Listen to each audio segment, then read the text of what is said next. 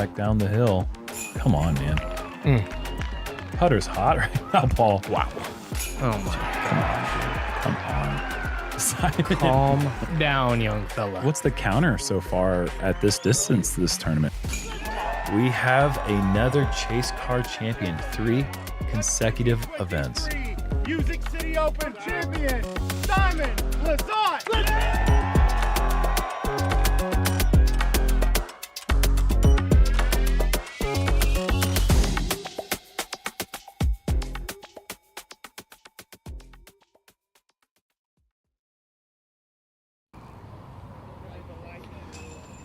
Who's ready to shred?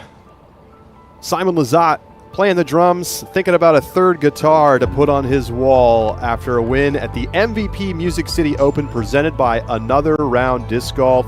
We are in Nashville, Tennessee at the Mill Ridge course in Antioch. Una Heinonen coming in on 18 has a birdie to take the outright lead in the clubhouse.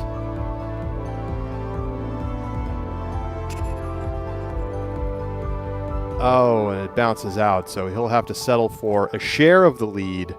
As we take a look at our Innova Hot Rounds and the opening round leaderboard, Gavin Phillips and Heinonen tied at 6 down.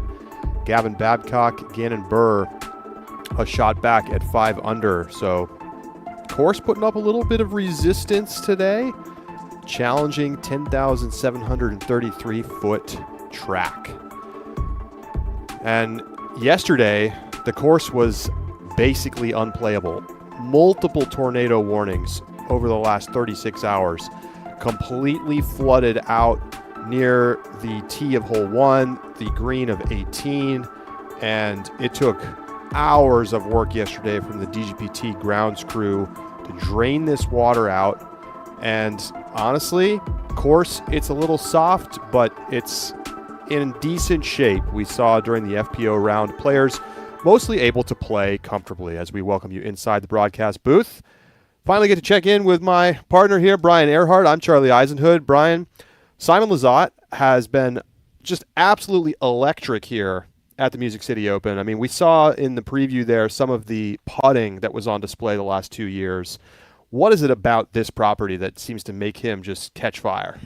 There's a lot of airspace, obviously, if we're going to be just straightforward about it. He's able to open it up. He's able to play the wind. He's able to throw massive hyzers, let the crosswinds carry him in bounds.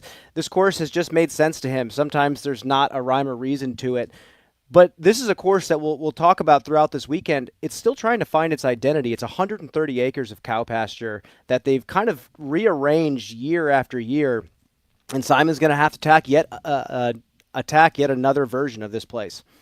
Well, Simon getting out to a really nice start, a couple of top 10s, including a podium finish at Waco, almost made a crazy run from, a couple cards back. But then kind of a slow finish at the Open at Austin, doesn't even make the cut. And this has kind of been the story for Simon over the last few years. In fact, he was the second most volatile finishes on tour last year in terms of the deviation between his good rounds and his bad rounds. Well, who else do we see on that list? Adam Hammes, Anthony Barella, players that have also that reputation. But those are 3 players that also can tap into something special that not a lot of other people can out here. There's a look at our current Pro Tour World standings. Adam Hammes out in front. Ezra Robinson getting the win at SFO, just a couple points back. Simon Lizotte sitting down there in 10th place.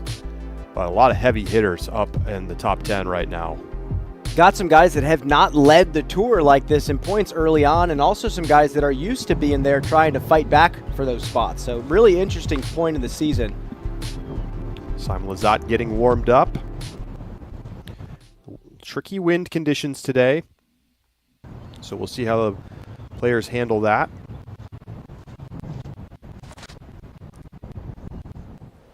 So we're going to get a chance now to check in with the third member of our broadcast team. Grant Zellner is down there to let us know a little bit about how they got this course ready to play today for round 1. Yeah, gents, just look behind me at all of the people that have gathered here on a work day to watch some disc golf. There was a question about whether we would be here at all. The local committee and members of the Disc Golf Pro Tour operations team doing a yeoman's job at working out all of the kinks in this course. What they did particularly well, talking about Dr. Zach Hoy and his team, is they figured out where they could actually make a difference and what they needed to spend time on. They found areas that could be drained and stayed there to get the job done. They made the course quite playable, surprisingly so, with just a couple of low-lying areas still suffering a little bit, and even those areas are beginning to dry. However, there is rain in the forecast for the weekend. There is a possibility of storms this afternoon, and the winds coming in on this system and perhaps coming off of some of those nearby storms could wreak a little bit of havoc for the players. We're going to have to wait and find out, but I do know it's going to be entertaining. Well, thank you, Grant. We'll look forward to having you out there today. And right now, weather looking pretty nice. We'll see what these players on our feature cards can do and who's going to set the hot round today here at the Music City Open in round number 1. Stay with us on the Disc Golf Network.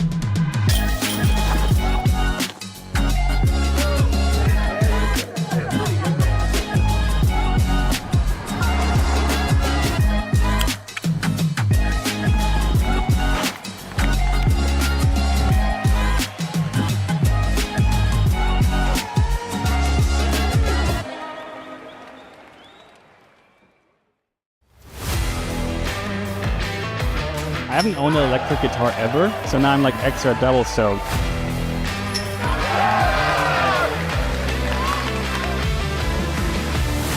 And now I need an amp.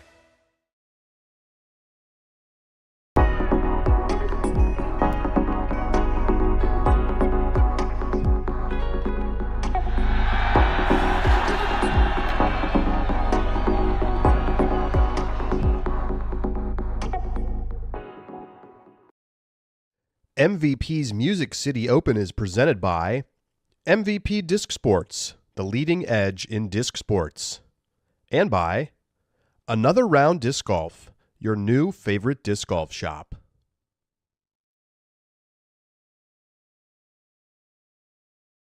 My name is Scott Lewis. I'm facility director for Gibson Custom Shop here in Nashville, Tennessee, and we are at Gibson Garage.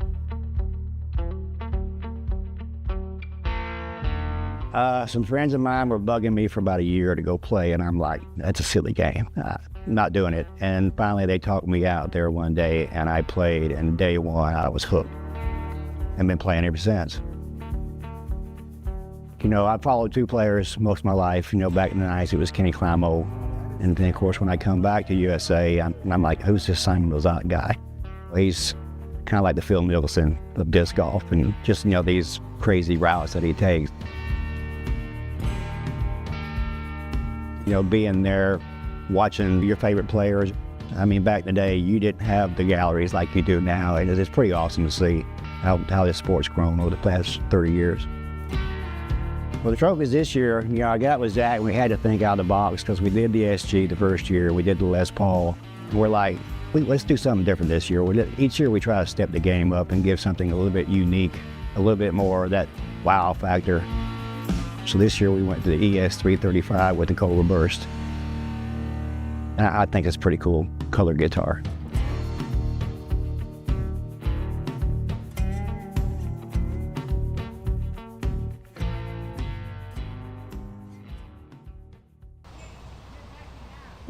Is there any doubt it's the best trophy on tour? Gavin Babcock would like to take it home, and why not with a birdie like that on 15? You know, you said the course is physically soft, but 6 down is one of the hot scores right now, so the course is playing pretty difficult. Spectators gathering around the tee of hole number 1. We're ready for our second feature card to get things going here in round 1. Let's send it down. Welcome out to the 2025 MVP Music City Open presented by Another Round. This is your 240 MPO tee time. First up on the box, give it up for Paul McBeth.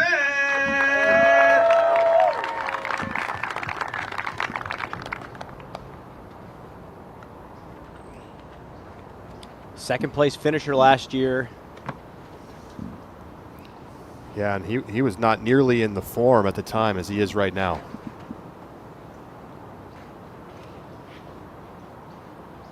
Interesting spray right off the bat. Next up to the tee, make some noise for James Conrad.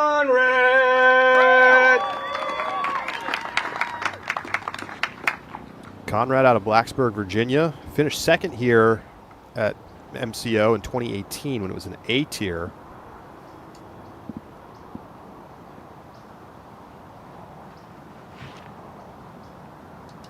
This is kind of the play you want to take on hole 1. He was hoping to hop just one more terrace. Next up on the box, put your hands together for Cole Radalin. It's great to see Cole out here. Hip injuries kind of sidelined him for a little bit. It's been kind of a nagging injury. Trying to just go dead straight. I think he's got the mid in his hand here.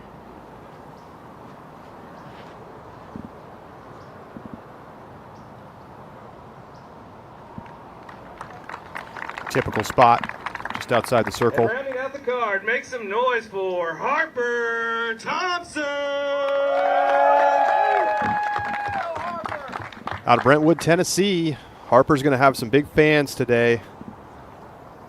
Finished 42nd here last year, but he's a top 10 Circle 2 putter on tour at 35.3%. Oh, he's a solid player. He's really technical.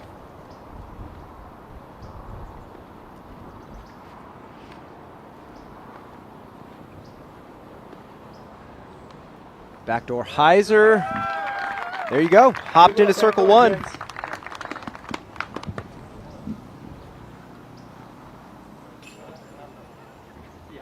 So McBeth maybe in a little bit of trouble over on that right side. I'm going to check in now with Harper Thompson, who's walking with Grant Zellner.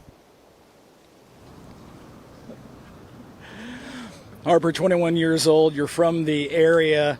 I got to ask you, what is more stressful, playing in front of the home crowd who knows you and wanting to perform well for them, or having to do so alongside guys like James Conrad and Paul McBeth?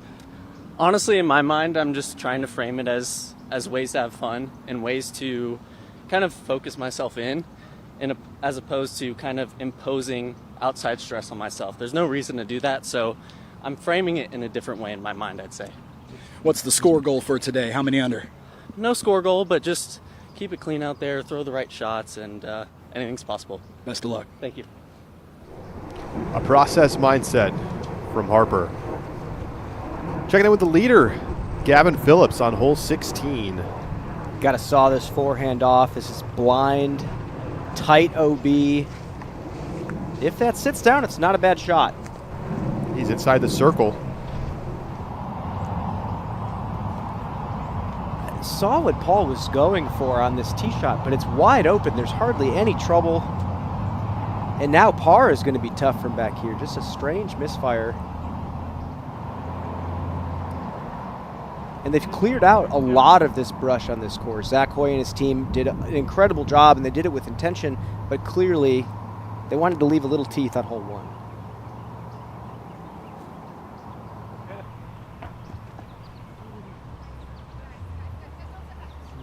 Macbeth gives it a run, but can't find any metal. Here's Gavin Babcock putting for birdie. It's a pretty stiff crosswind. He's got to leave this a little higher and left. For share the lead. Yeah, you got to play that shove. It's inevitable.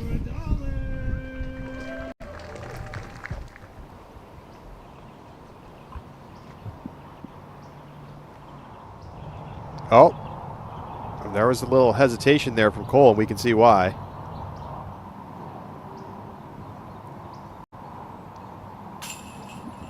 Snake got him. Snake bit.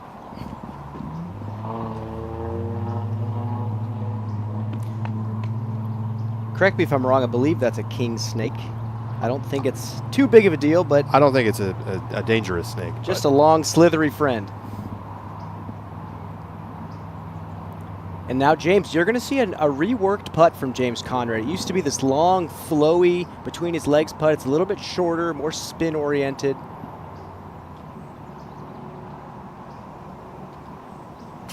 And he's in for the birdie. Much more of a straight-up spin putt than it used to be. This was after last season's putting woes, and finally got frustrated enough to make a change.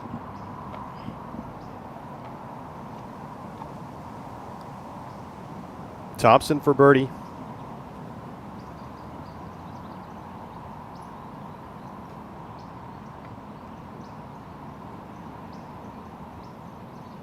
Nothing like a just inside the circle putt to start your round.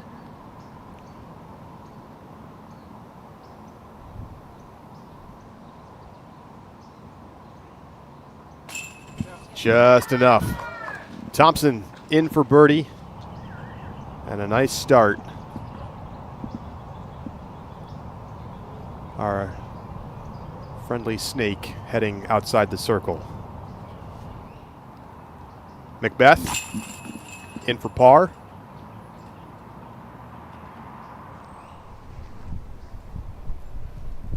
And we check back in with Gavin Phillips, who's just about parked here on 16. He's bogey free today, and he's in for another birdie.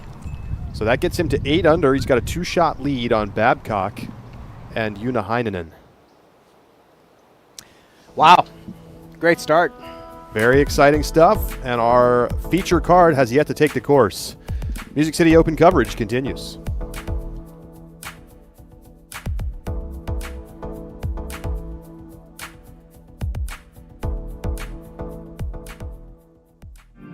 Everything changes.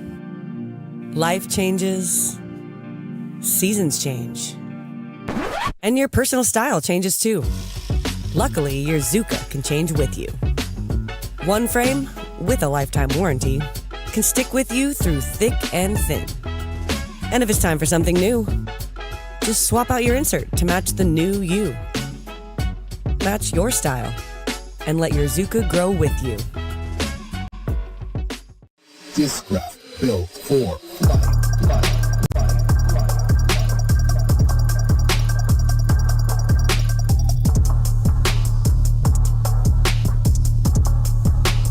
Built for flight.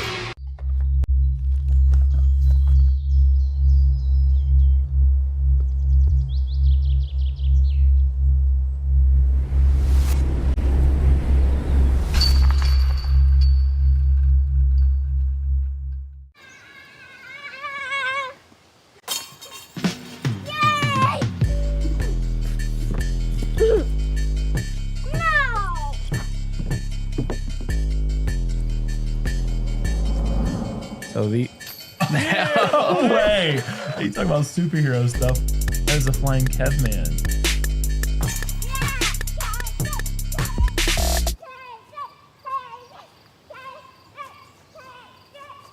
OTB is very specific on how they list the disc because they want you to like the disc. Virtually in your hand tells you what the disc is going to feel like, how heavy it's going to be.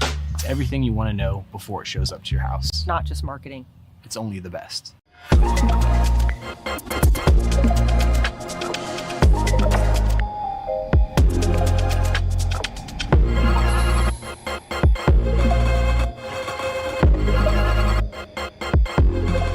Bend the reality of what a disc can be and discover Ultra Soft plastic. With its extreme flexibility and tackiness, Ultra Soft has the best grip and flex of any plastic Prodigy has ever made. Take on cold or wet weather with confidence behind every shot. We are excited to add 300 Ultra Soft to the lineup, which joins 400 and 500 Ultra Soft. Check out the entire collection today on ProdigyDisc.com or your local retailer.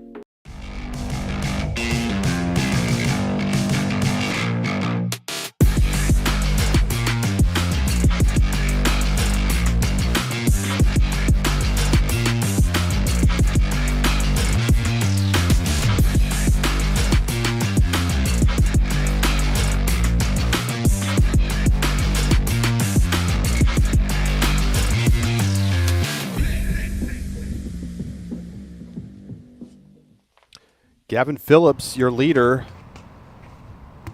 teeing off on 17.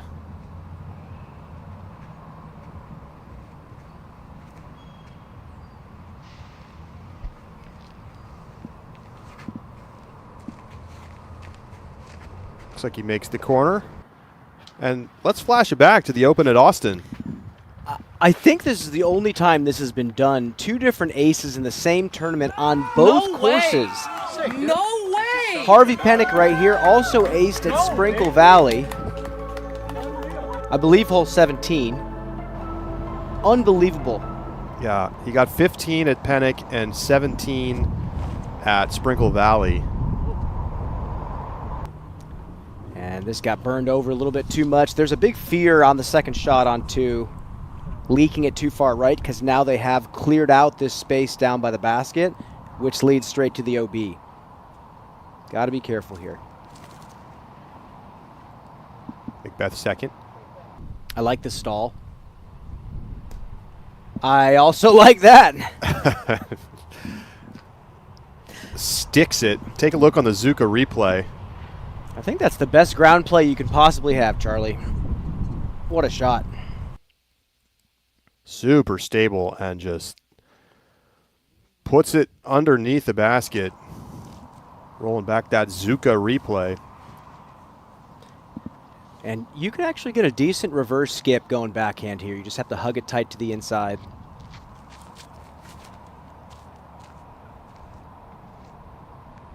Oh, he's just going pure turnover. Oh! Giving it a scare. Inside the circle for Conrad.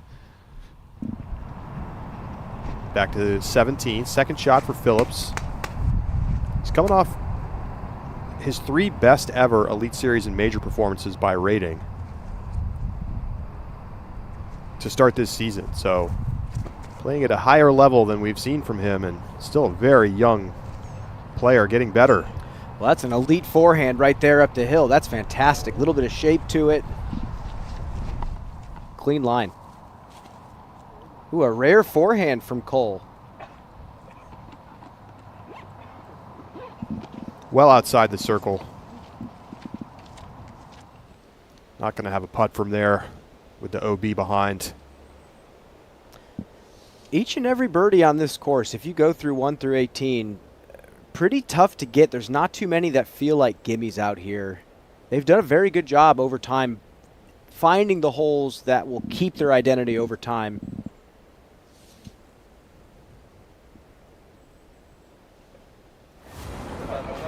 Well, Simon Lizotte is ready to go with this feature card, the last card on the course. Can he get the first ever DGPT three-peat in the MPO division?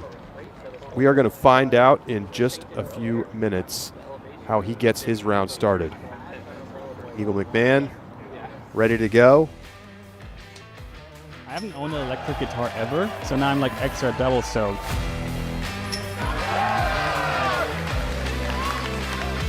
And now I need an amp.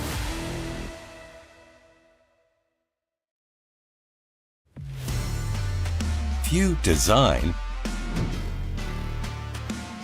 If you test, if you manufacture, there is only one technology partner you need. TriMet Group is the leading provider of design, engineering, and manufacturing solutions for thousands of companies across North America and Europe. Innovation starts here. TriMetGroup.com. Hello, we're Kenna. We're a Dutch growing company. We love plants and we want to tell you some cool things about them. Just like humans, plants can communicate. They can sense when another plant is close. Plants look out for each other too. They warn neighbors about nearby threats by secreting substances. And studies have shown that plants love a good tune. We love and understand plants. Let our passion excite you too.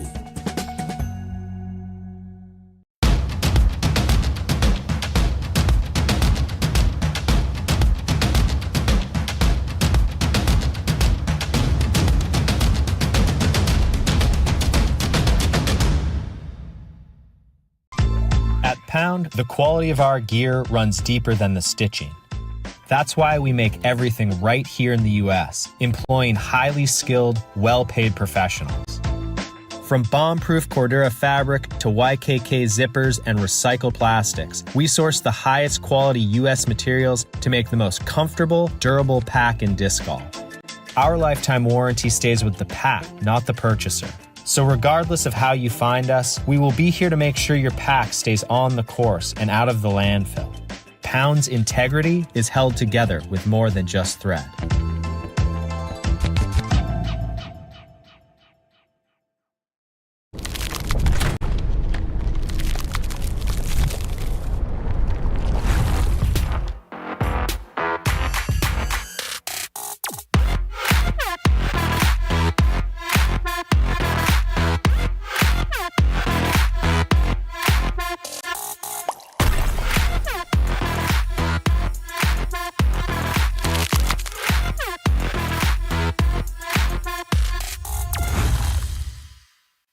My relationship with Suga, it's just like a family. Sometimes they just surprise send me things I'm not even know. When I arrive home, boom, the box. Such a great product, and Zuka's always there for me whenever I need anything. After every tournament, I get a call. No matter the results, they're always there supporting me. They have so many different things that can be a solution for a disc golfer. That was really one of the main reasons why we partnered, is because I wanted the best of the best. How do they know I want that? I'm like, duh, that's how the family thinking about you. It's Simon's throw, 2 behind our leader. Driving project. That's a 6. Look at the leaderboard here in round 1 at the Music City Open. Best round in the clubhouse, Heinen 6 down, but Gavin Phillips looking sharp. 17 and 18 coming up too, definitely scoreable holes. I think double digits can be achieved. I don't think it's necessary if you want to win this tournament. Long birdie putt here for Phillips. Oh, this would be a memory if he makes this. Tough wind. Yeah, one of the windiest spots on the course. Not a bad bid with the spin putt.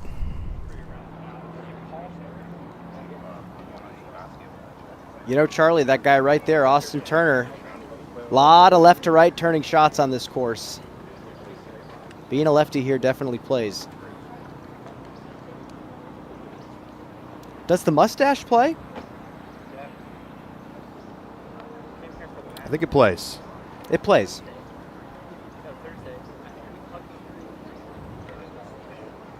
Getting ready to go with our feature card.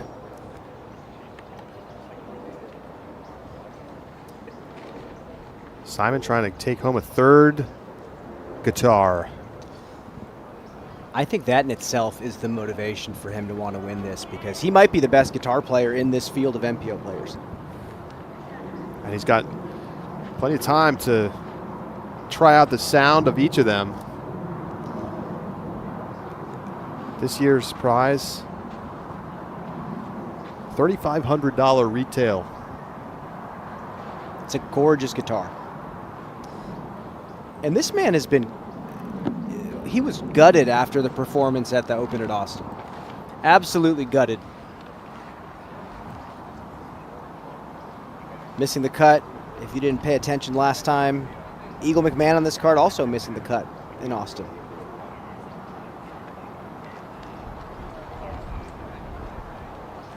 Well, I think we'll learn quickly about Simon. It's the putter seems to be the driving force, and he was unbelievable Ladies and here gentlemen, last welcome year. out to the 2025 MVP Music City Open presented by Another Round. This is your 3 o'clock tee time, the MPO featured card. First on the box, welcome our defending MCO champion, Simon Lazar.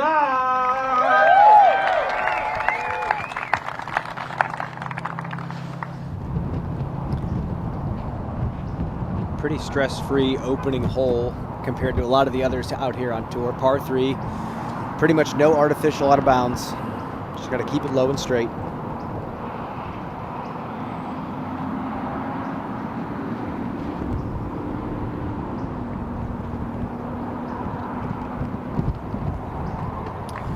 Classic miss. Next up to the tee, make some noise for Eagle McMahon.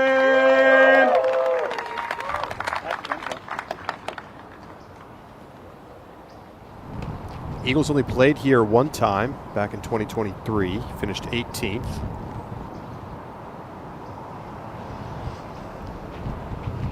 Still trying to refine the form that had him at the very top of the standings. Oh boy. Yeah, he goes really over stable driver and looked like he was throwing that like a putter. Give it up for Austin Turner.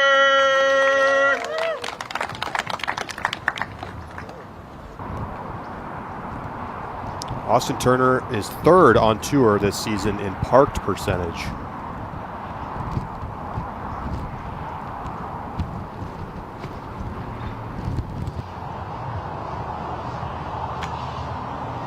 Oh, that's pretty. That's a way to start. Speaking of park jobs, Charlie. Rounding out our MPO feature card, make some noise for Chris Dickerson. Chris Dickerson out of Gray, Tennessee. Finished third here last year, but he's won this tournament 4 times. As an 8-year in 2017 through 2019, and then in 2022 as a very competitive Silver Series event on the Pro Tour. It's got to keep going. Yeah, right about 35 feet. Good luck and have fun, gents. He loves being home, Charlie. Well, Austin Turner almost got this hole finished in 1 shot. And a little bit of a bigger skip, Brian, and this could have gone in. It was right towards the basket. I mean, how much more of a skip can you ask for? Look at this. That's fair. What a shot. Austin's got one of the best lefty sidearms in regards to power and technicality. Fans can use the code DGPT for 25% off their order at oneshotenergy.com and explore a wide range of energy chews, focus chews, and voice drops. I mean, Austin Turner, he does deliver some amazing highlights. Well, and they're not even showing when he bounced off the bamboo at the USDGC and aced it. This out here, this is at Scrapyard Disc Golf Course in Charlotte. This is an impossible ace. And you know what I love? I've been saying this since the season started. Now that he's going out, filming content, he's taking the game seriously in a different light. He's having a lot more fun with the game, and his performances are definitely following. A lot of people are keeping their eye on him right here. Popped off in 2017 when he was just a kid. Got signed to the Discraft Elite team. Injuries kind of took him out of the game for a little bit. Didn't think he was going to come back, and then here we are. It's definitely a story.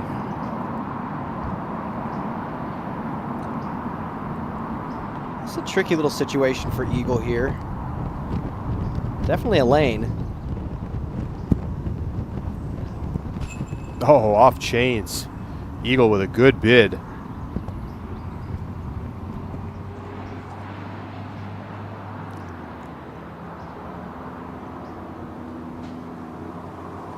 This would be a circus shot if he could hit this. Tight gap, uphill. Probably got to put a hair of turn on the shot.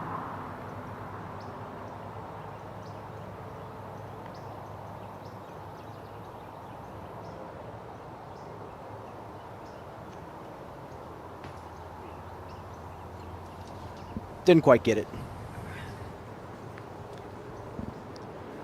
This one definitely has one of the lower scoring spreads on the course, but if you look across the board here at Mill Ridge, the spreads don't look too bad.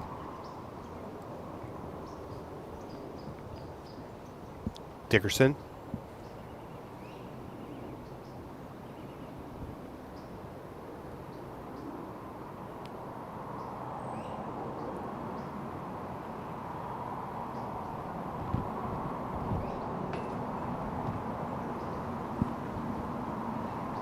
Just a touch low on the elevated basket and not happy about it.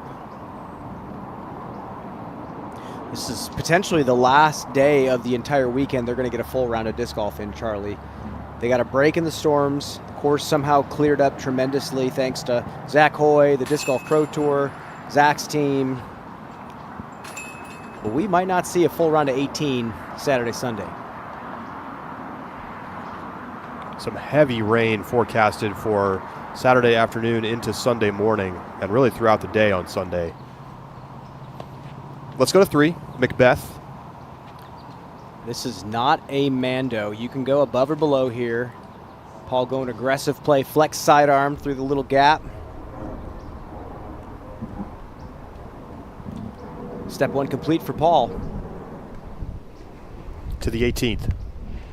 Phillips.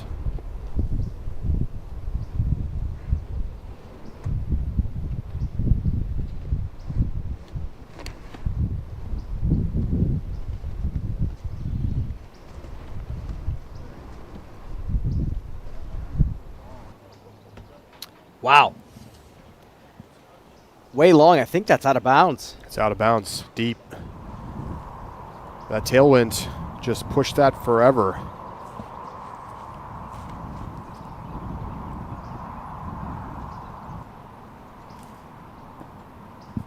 Just sneaks through. Macbeth, 30-footer for birdie. Babcock, 2 shots off the lead, tied in second. Oh, what a...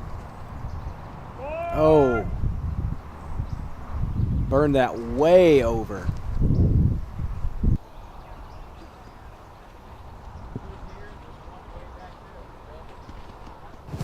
In play. Did it get back in? It was unclear from that angle. Turner gets out of the gap.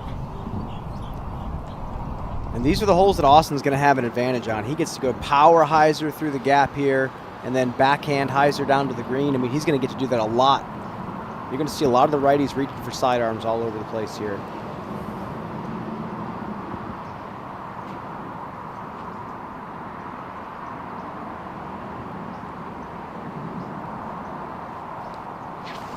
Simon's been pretty satisfied with his sidearm this season so far. It didn't cross. Yeah. And a beautiful drive there for Simon.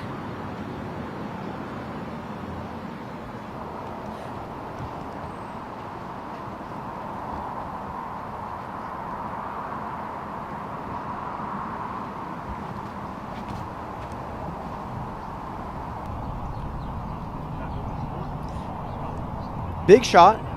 He's a little bit tight to the tree line. Now the gap or the mouth to the basket's going to be blind. A little bit tougher second shot. You want to push the OB long just a bit. Dickerson lays down a crazy roller on this, and he's been very successful.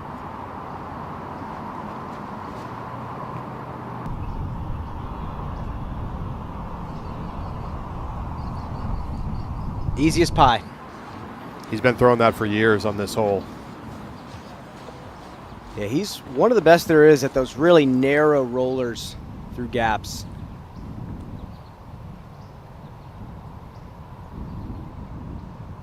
It's a great spot here for James. Second shot on the par 4 third.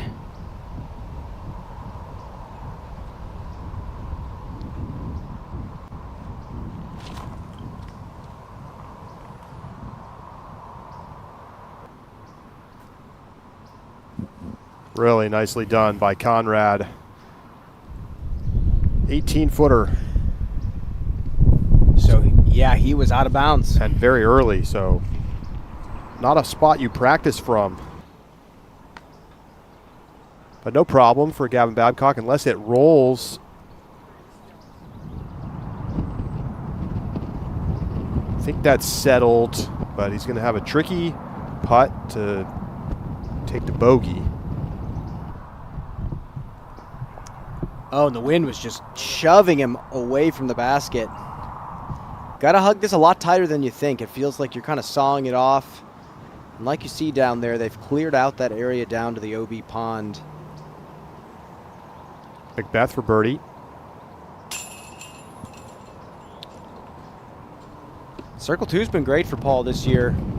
Circle 1 is definitely a different story, has been for the past couple.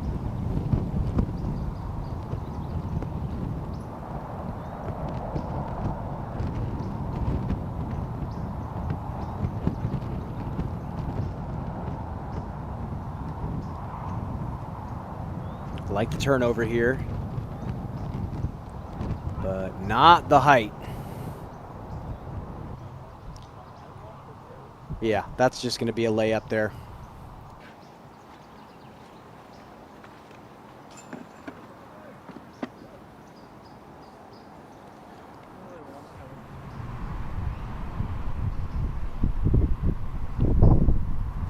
Here's the third shot for Phillips. He also went OB on 18.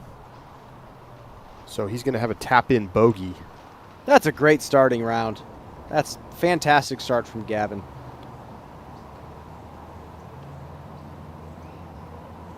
Conrad for birdie.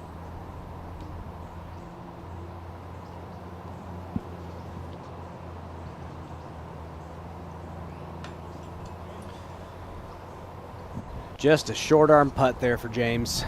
Not looking very comfortable on the green. Yeah, brand new stroke. Just like brand new stroke. Still getting used to the timing.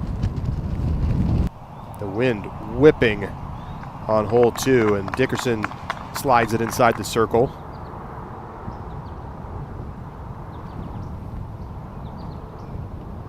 It's got to hit the ground right at the edge of the tree line. Yeah, that's going to play. A lot of Eagle McMahon fans out there, Charlie, just wanting him to find that magic and give us another spectacular performance like we're so used to. I mean, he showed glimpses. I mean, towards the end of the last season, he was playing very well. Here's Babcock for bogey. And he gets it to go. So he finishes his day at 5 under par. It's going to be 2 shots off the lead. It feels good to finish the day beating the wind, hitting a solid putt. Yeah, it's for bogey, but the stroke's looking good.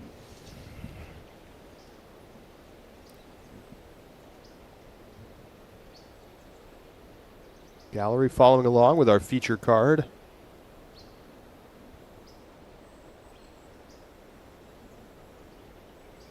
Great look at the hole from our Flight Factory drone.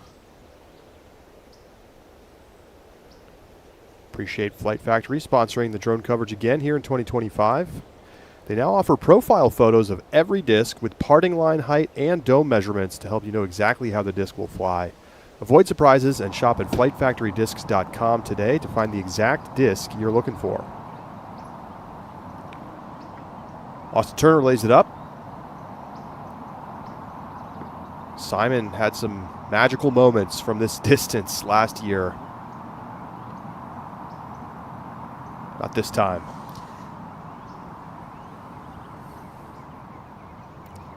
Just got to give a stern look at the basket. Yeah. Move it's really on. The approach that let him down. Gavin Phillips tapping in for the bogey. He is your leader in the clubhouse. Currently a 1055 rated 7 under.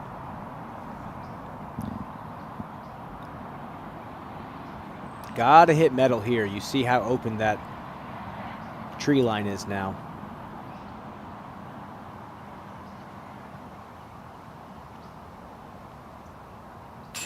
Gets it to go.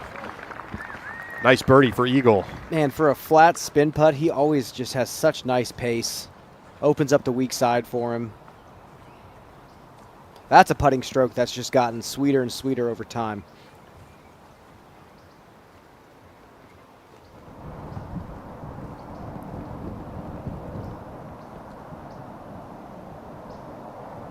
Dickerson for birdie.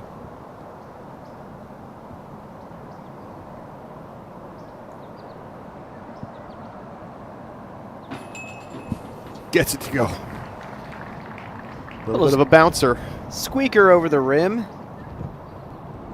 This is another guy that can adjust his putt. He can put a ton of spin on it. He can put one revolution on the disc. A real master of the angles with the putter. Simon taps in. Austin taps in.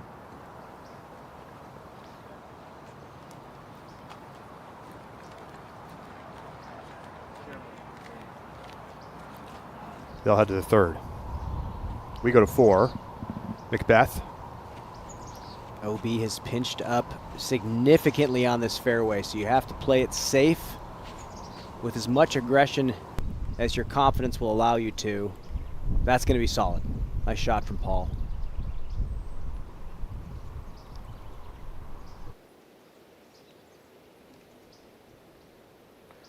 Pile up now at 5 under. Zach Nash has a nice round going. 13 holes in, 5 under par. Adam Hammes continues to play well. We talked about last tournament in Austin, the bunching up of players within just a few strokes of the lead going into the final day. I have no doubts we're going to see that again at this tournament.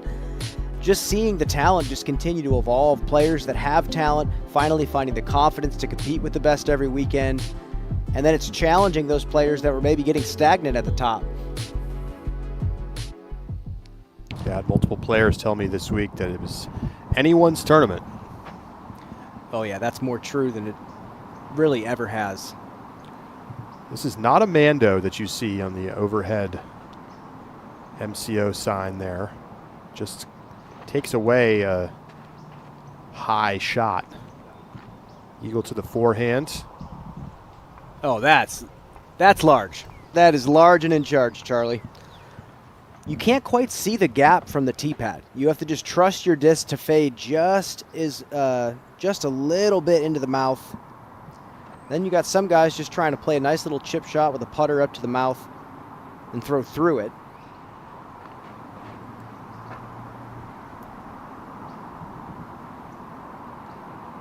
And you want to stay on that right side. That's nice.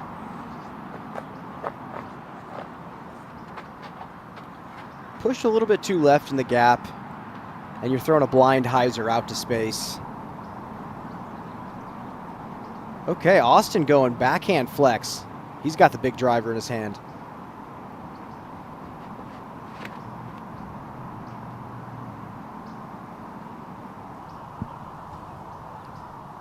That's caught up back there.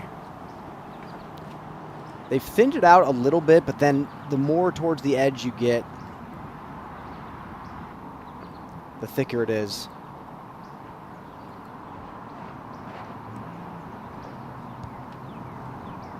Just playing in the landing zone here is Lazat. You hear a lot of players actually say, just keep birdie and play as long as possible on this hole. There's no need to do anything spectacular. You're not going to two it.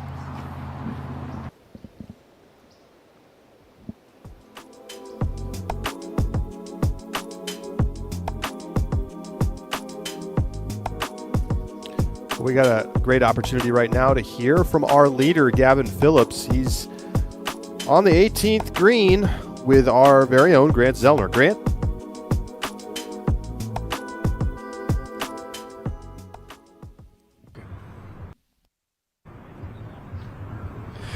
Gavin Phillips, Nashville, Florida, 7 under par. You're the solo leader in the clubhouse. Did you have any sense as you were playing that you were doing well enough to be able to say that? It started off slow, and I was like picking up birdies, and then the camera showed up for, I was thinking for the other Gavin, but I looked at the scorecard after tapping on 18. I guess they were there for me. So that was pretty cool, but I was happy that I played a pretty all-right round and stayed bogey-free until hole 18. Any nerves from that, all of a sudden a camera being on you? No, because I also thought it was for the other Gavin, so I was like, all right, I'm just here. You handled the conditions out there very well, obviously. What would you assess is the condition of the course right now in terms of the ground?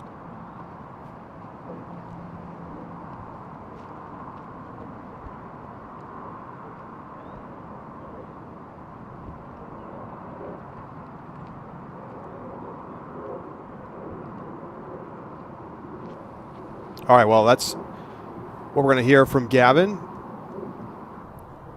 Interesting to know that he didn't even really feel like he was the best player on the card at the moment. Oh, he's a good dude. I've talked to him at length before, and he's just another one of those young players with a really nice even keel temperament, and is just out there living the dream. I mean, a guy like that acing twice in Austin, I don't know. I just definitely root for a kid like that.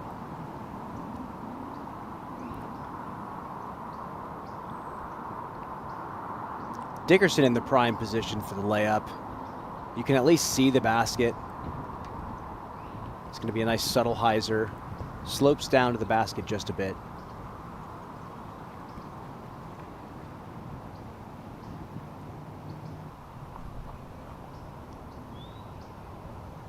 Yeah, that's just fine. That is going to be just fine.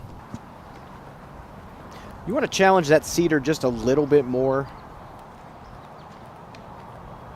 But birdie putt's a birdie putt.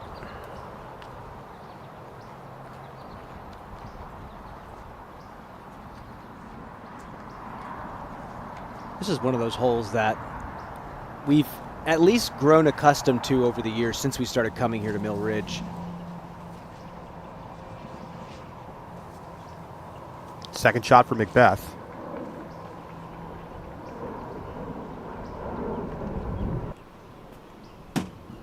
Bases it. I was going to explain where the OB lines were, but that doesn't really matter at this point. Another park job. What Macbeth did is what you're looking to do. Hammis. 2 shots off the lead, coming in on 18.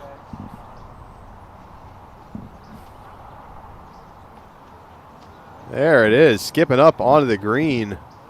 Nicely done, edge of the circle for Hammis.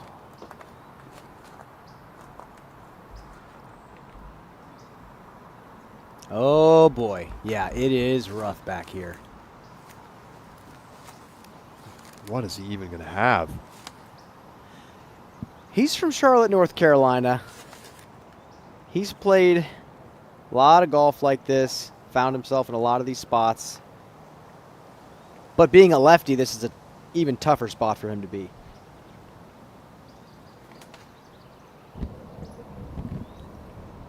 Big roller.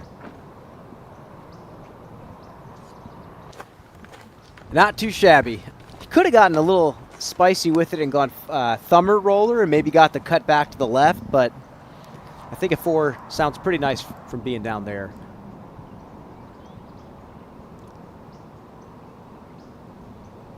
Massive drive from Eagle. Don't see a lot of guys going this way, especially now with that board over the tee pad blocking the over the top shot.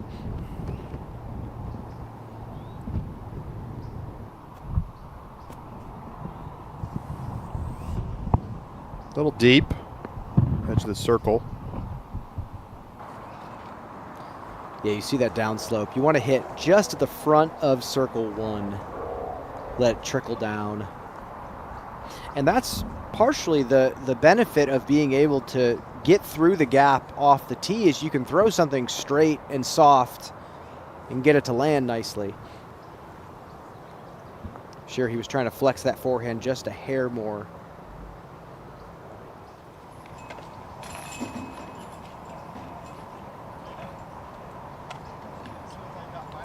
So drop in birdie for Macbeth.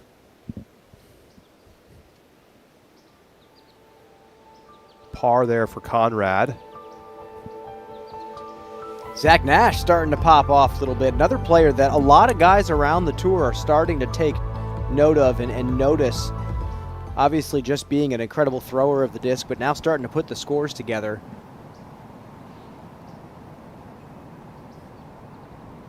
Third shot for Turner. Oh, he fluffed it. It's going to put him to a distance he's pretty comfortable with. He's really solid from that shallow circle 2 range, but now some added pressure. Isaac Robinson taps it in for par on hole 6. And a nice start for Isaac. He's the kind of guy that likes to defrost for a long time throughout the year before he starts to catch heat. Interested to see how he does out here. This is not necessarily the type of course he excels on, but then again, this is a guy that won out there at Ivy Hill. He and Gannon Burr are the only players today to open up with 4 straight birdies.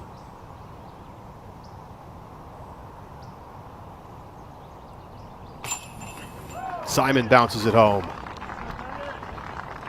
That's such a scary putt going downhill. You miss that, you misfire, you're blowing into the stuff long, and you're not going to probably have a putt there.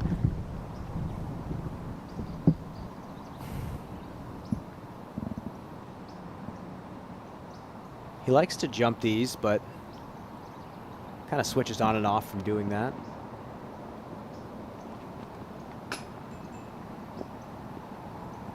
Basket a little bit below his feet level and high off the band. Missing it up and down like that kind of gets you tense.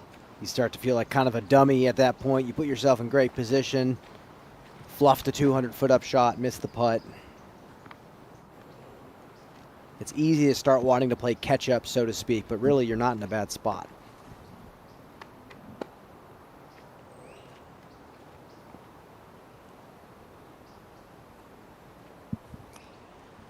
Interesting to see Eagle want to step it from this short.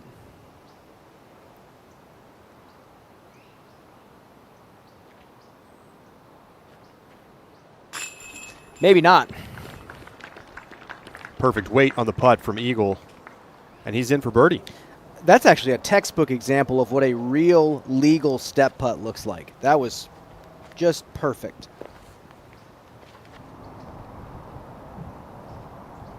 Dickerson trying to make it back-to-back birdies.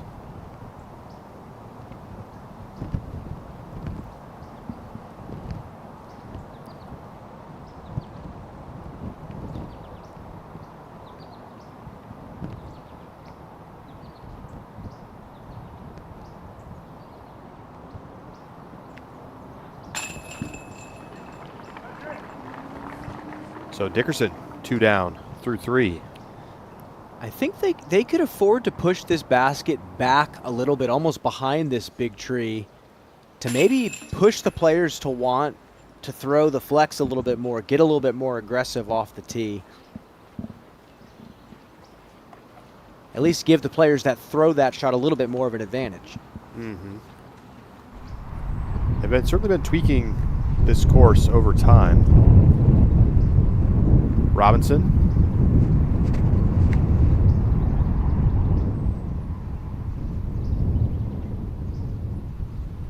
That's a fast green coming in on steep hyzer, but seemed like it landed soft enough.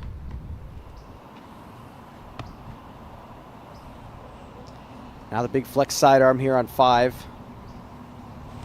You either got to go big flex or really tight to the left side and flat. And Paul does neither. Let's take a look at hole number 4. Well, yeah, you look at the OB up there towards the basket. It cuts in. They don't want players to just get to yam one as far as they can. They want them to show some restraint and then push that pinch point as far as they can so that the attack to the green gives you the advantage if you push it far. So you got about just at Circle 2's edge on the left side, inside Circle 2, just outside C1 on the right. I actually really like this change. Is playing as the hardest hole on the course. Well, you got some players, especially with the wind picking up, saying, I don't want anything to do with the OB lines. I'm just going to go straight, put it in play, and then they find themselves significantly far away from the basket, having to maneuver the OB by the green. That is by far the most OB strokes of any hole in the course. Already 70. The next closest hole, hole 9, has 27 OB shots.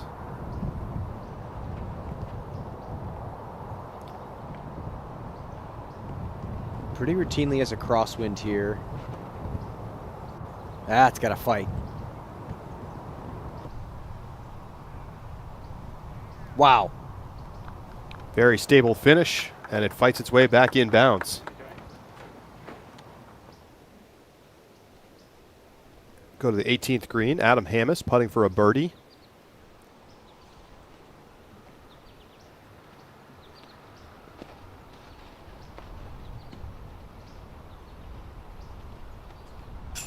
And he's in. So he wraps up a 6-under day. He's tied for second.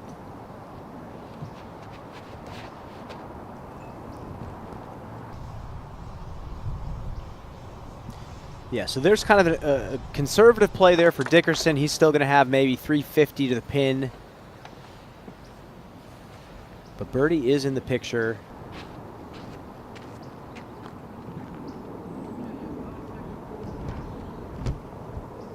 Simon also going backhand.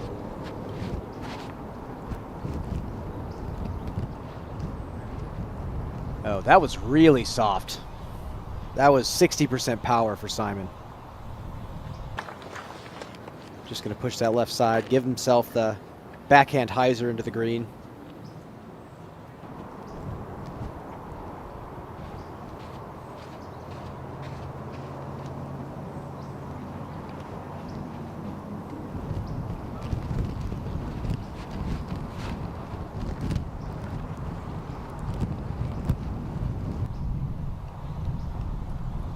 Great shape, really nice shape.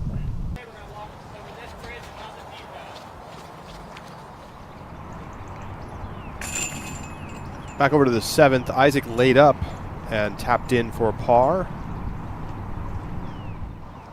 He's 4 down through 7. Over to 5. Macbeth for birdie.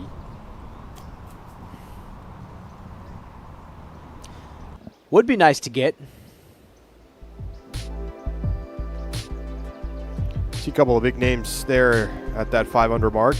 Anthony Barella and Gannon Burr in the clubhouse at 5 down. Ricky playing very well, 5 under through 13. And 3 guys that have not gotten a win yet this year, that are still chomping at the bit, trying to stand on top of that podium once again.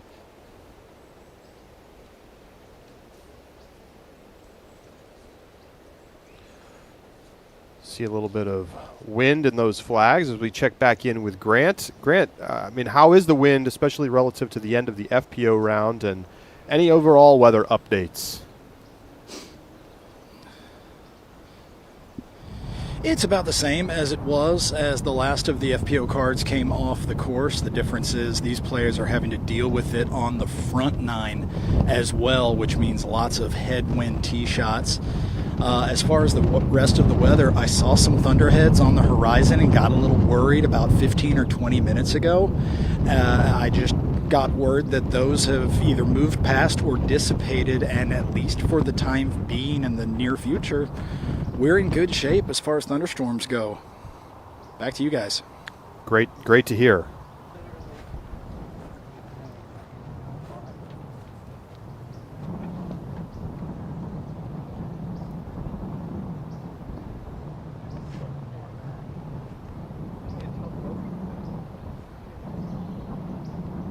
And these players have been through worse. I mean, Simon has played tournaments where there's lightning delays on and off all throughout the round.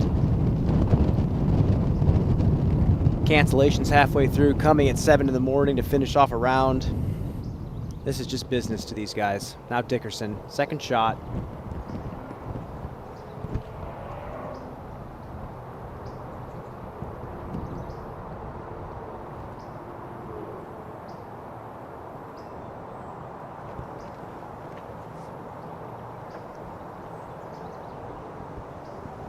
A little bit low, it needs to flare a little bit. Yeah, just a little bit too soft. Another circle 2 look for Dickerson.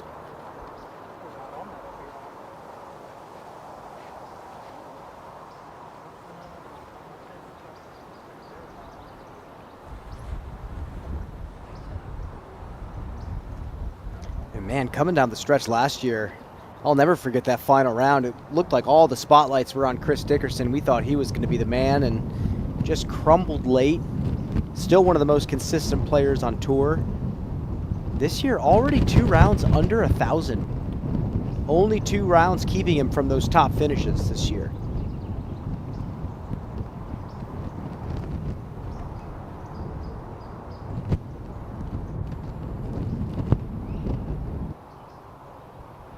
Really nicely done from Turner.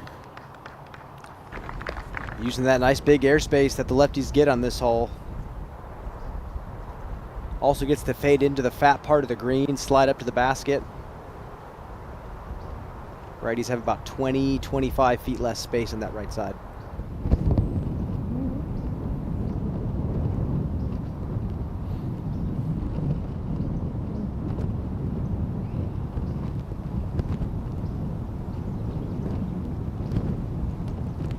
He's still so far away from the basket. Wind is significant.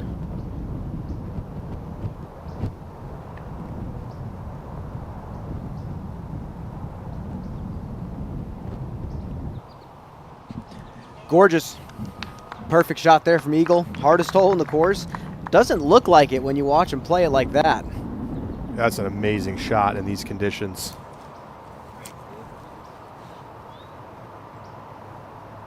Go over to the 5th. Golden for birdie.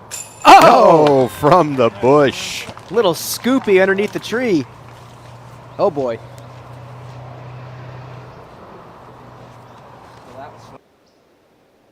Oh, we're going to replay him falling. A little snagged. Oh. Got to have a smoother exit than that after that kind of putt. You know, they had the choice. Replay the putt, replay the fall. You understand why they did what they did. Macbeth in for par.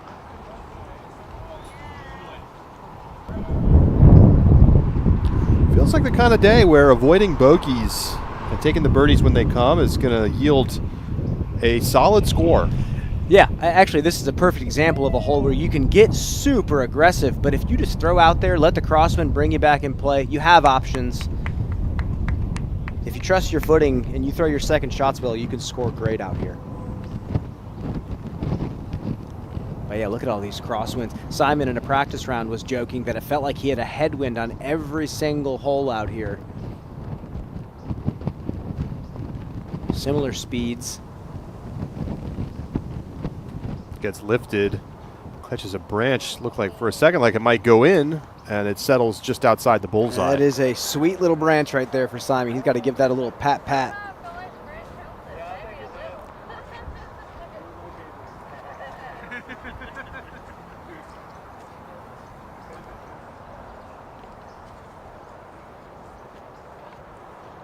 Simon not super satisfied with his play.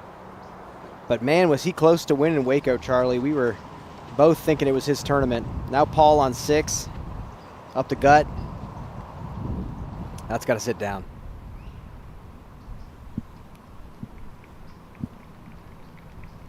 It settles.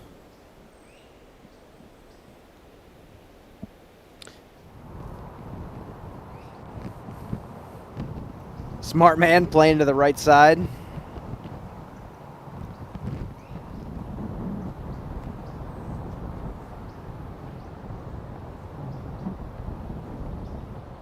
Short putts have kind of gotten Austin as of late.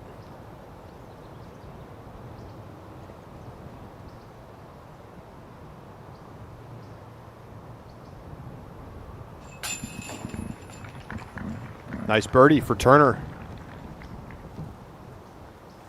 He's a little bit quicker to draw down on those shorter putts. And the longer ones, he has a nice, more fluid tempo.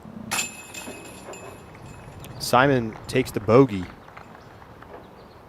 Get him back to even par. Eagle for a 3rd straight birdie. Oh, it stays home. It tried to climb out of there, but tall cage drops it home. So Eagle, 3 down through the first 4. And Dickerson taps in for the par.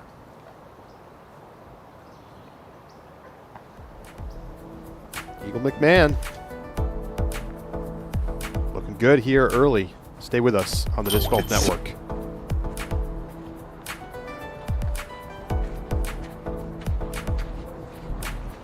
Simon's throw, 2 behind our leader. Driving Roger. That's a sick roll. Birdie. One down, one to go. And it just started raining. Test of strategy, timing, and karma. Do you have what it takes? Order your game today. Hey everyone, Gannon Burr here, and I want to invite you to compete in the Power Disc Golf Academy Championship Series. This is the only professional and amateur nationwide disc golf series, and everyone is welcome to compete. Qualifier events will be held in cities across North America. If you place high enough at a qualifier event, you'll earn the invitation to compete in our championship event at Eagles Crossing Disc Golf Course. Scan this QR code for dates and locations of the qualifying events. We hope to see you there.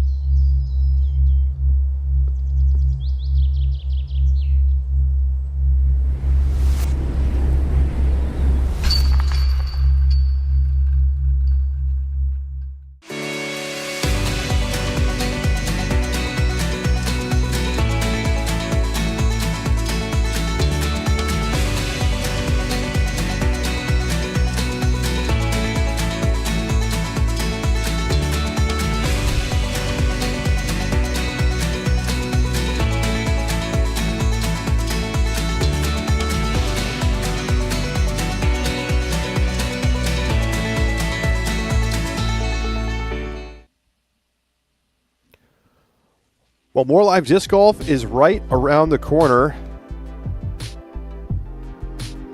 And you can place some bets on upcoming events. I don't know if they're going to have lines open for later rounds here at the Music City Open, but what we have up on the screen here are the bets for the pre-tournament odds at the Music City Open. What anything stand out, Brian? You know, if I wasn't a member of the media and I was just a disc golf fan, I'd be putting some money in Ezra Robinson right there. That's for sure. 11-1. Well, yeah, it's a big story this week. Betting and daily fantasy coming to the Disc Golf Pro Tour. And back to 5. Flex forehand from Eagle. That is exactly how you want to play the hole. And for those of you watching and listening who feel a certain way about betting and gambling coming to disc golf, just so you know, if you haven't heard, it's not like people can bet hundreds of thousands of dollars here in disc golf. There are very, very low caps. There's not going to be any behind-the-scenes shady deals with players. There's a big team behind this making this happen.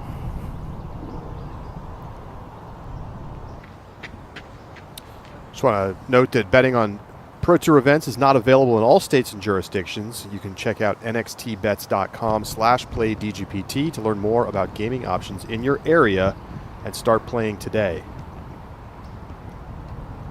Very particular shot here on 5. Yeah, you can either go really overstable flex. That got beat down by the crosswind. You can try that. That's the punishment.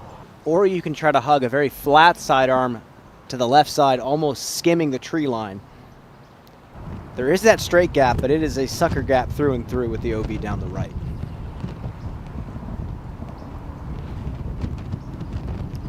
Oh, look at this.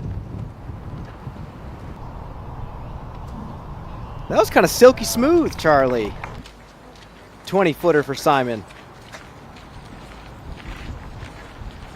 He's going to have to deal with some treacherous footing on the putt. Let's go back over to 8, Isaac Robinson.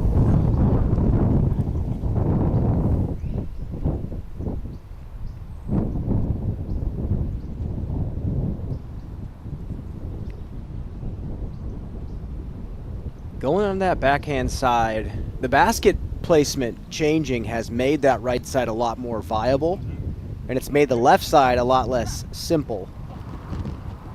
And that looked like it trickled to right around the bullseye. difficult to tell from that angle. Second shot for Turner to 10 feet.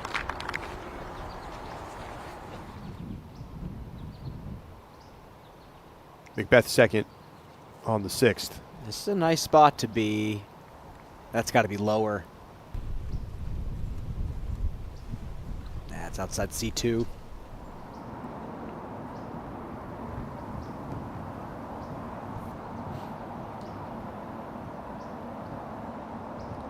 Is Chris going on the inside? It's blind either way from this spot.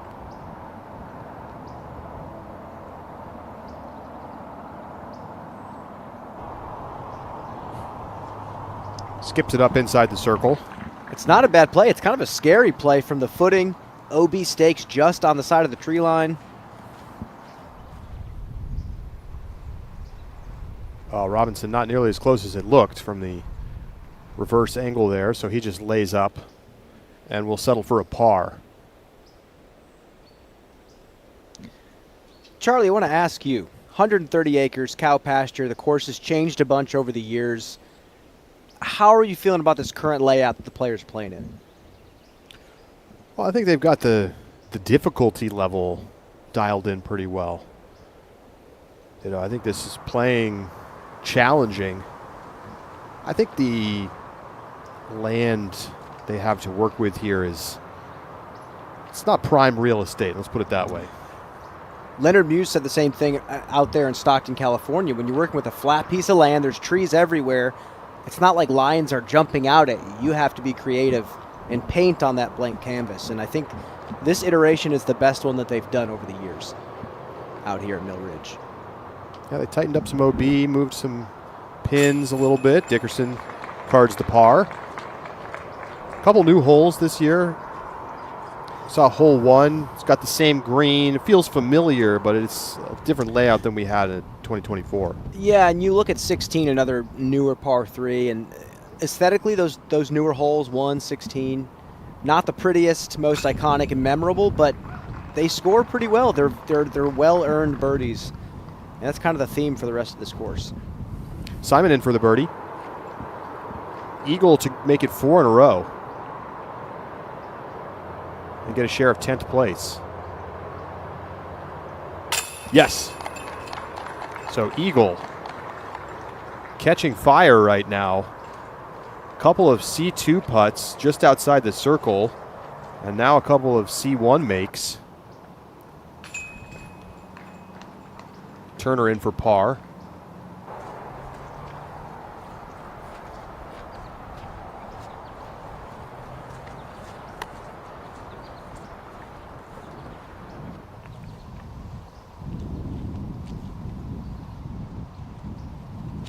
Macbeth for birdie.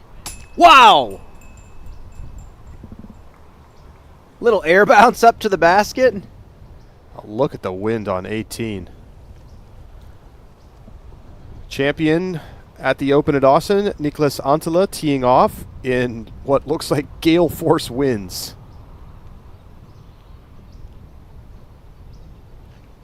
Oh, and he skips it up and through and beautiful into the bullseye. Pretty from Antila. It's like he was throwing in front of a green screen. There wasn't any wind, Charlie. Well, let's flash it back to what he was able to do at the Open at Austin. Knocking it down on the 18th.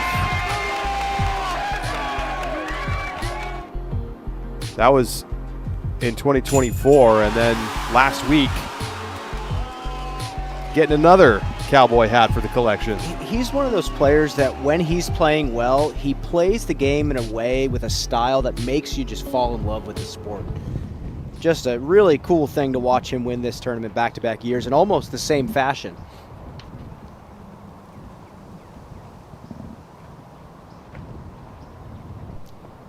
Eagle now on 6. This, I think, is the best par 4 in the course from a design standpoint. Two options. Eagle goes hyzer around the outside. There's OB all down that right. The crosswind makes it tough to stick in. That tree out in the distance is right at that distance your disc wants to come back in.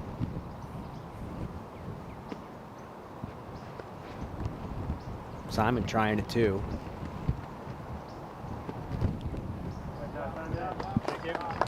And that's a really conservative play from Simon. He's not throwing the fastest, longest disc in his bag there.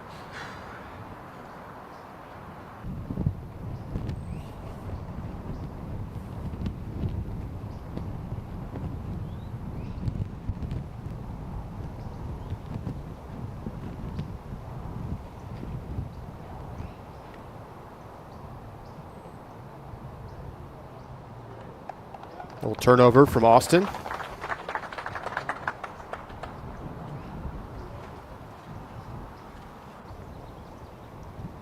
If I remember correctly, Austin used to play the Anheuser over the left tree line where there wasn't any out of bounds, exploited the hole, and then throws Spikeheiser back over the tree line. Not anymore, Austin.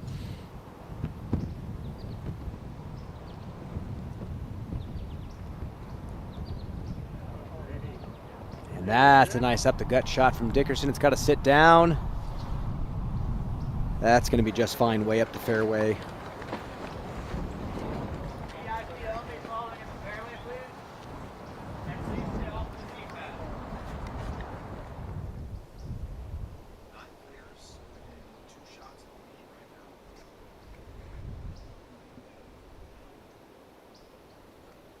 Isaac.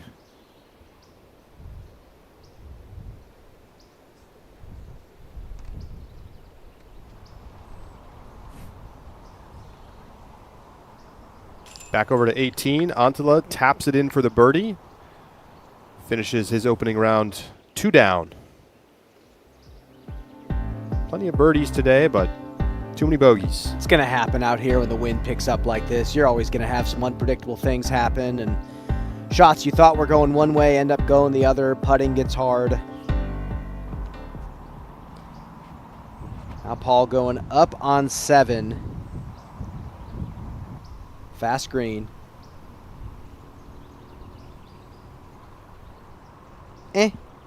Decent. Rather you miss on that side than long. That's where the rollaways come into play.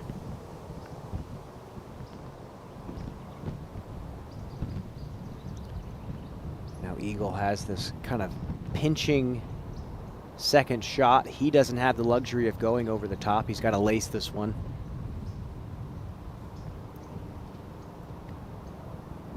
Oh, he was still trying. From way back. I'm not sure about that decision, Charlie.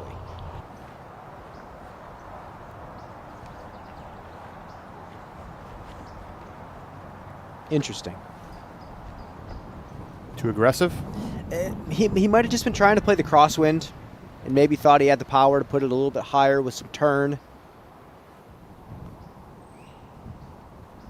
Austin going forehand.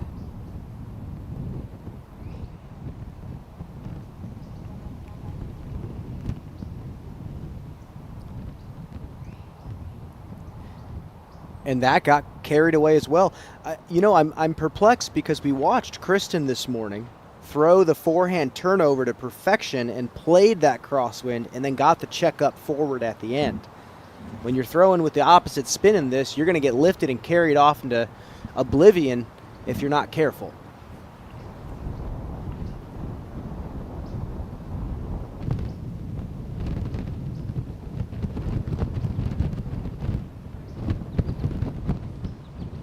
Simon just has a little bit of an uphill run up here. He's got that crosswind to deal with. He's just got to keep this flatter. It's got to be stable. Let it get shoved down.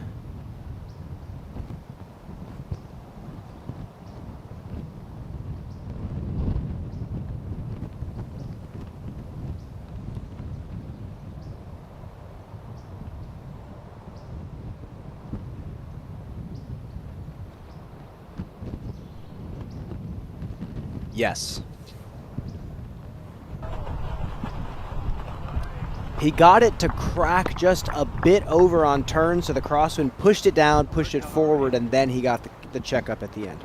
That's a beautiful line. Let's go to the 18th.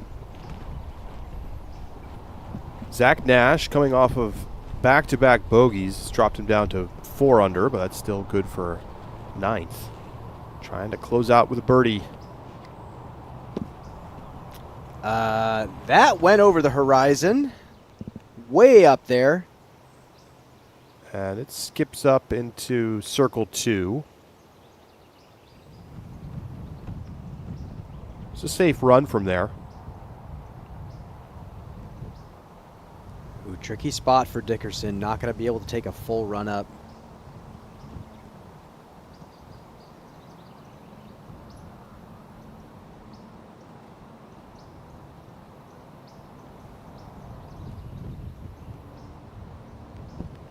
Needs to keep this lower than he thinks.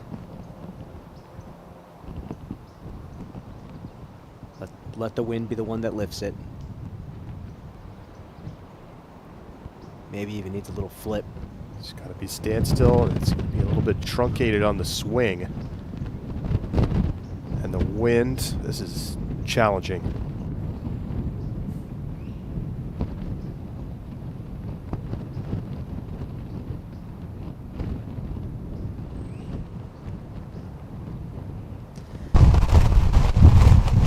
Yeah, that was all right.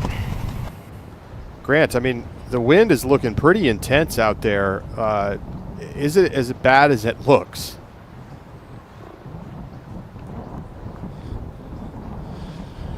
Absolutely. It might even be a little bit worse than it looks in that it's swirling in places because of the rise and fall of the land, especially on this side of the property. The wind is coming over the big hill just in front of the water tower, and then it comes down into a valley, and so the wind is not just lateral, it's kind of an up and down wind pressing on the flight plate of the discs depending on the angle that players are putting the disc on. So this is probably the gnarliest place on the course in terms of how wind affects shots in terms of their accuracy. Now on the backside when we're downwind, the effect will be somewhat different, still challenging, but something else. Well, thank you, Grant. And we just saw on the overhead drone replay there, Chris's disc just buried deep left. And that is way back in that tree line.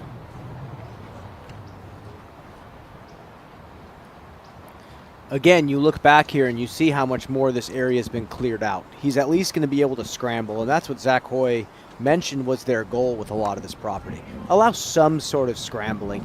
Put the OB around these pockets of trees so you can at least go in and take a lower percentage shot if you want it.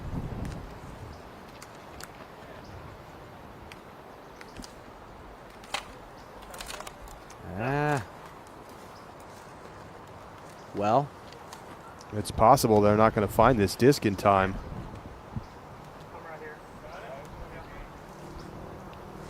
I think he just found it.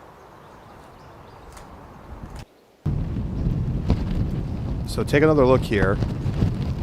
He was trying to go actually over the top from the standstill, and yes, it allows you to not have to shape the disc, but you still have to commit to a really wide shot.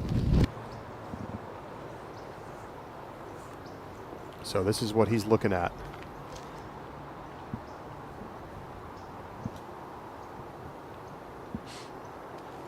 Nothing like a forehand roller into a headwind.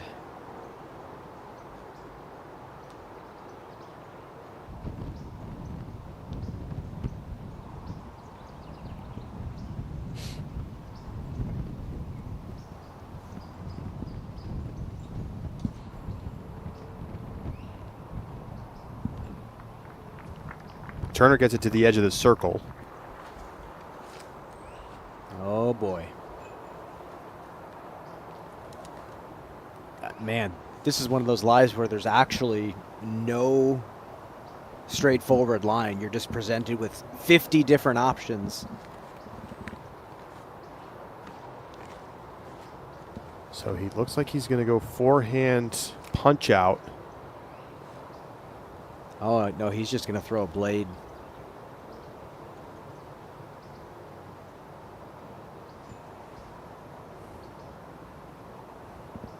Can he find some magic and save a par?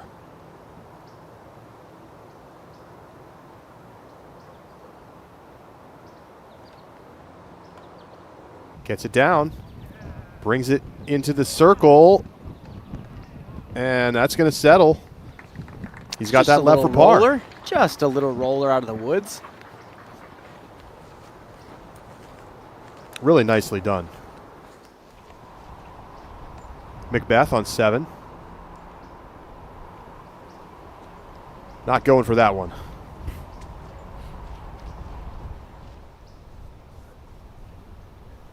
Go back to 18. Luke Humphreys sitting at even par, putting for birdie.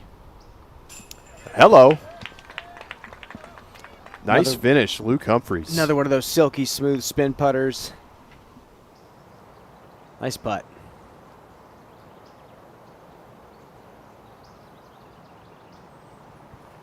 Eagle lays it up inside the circle.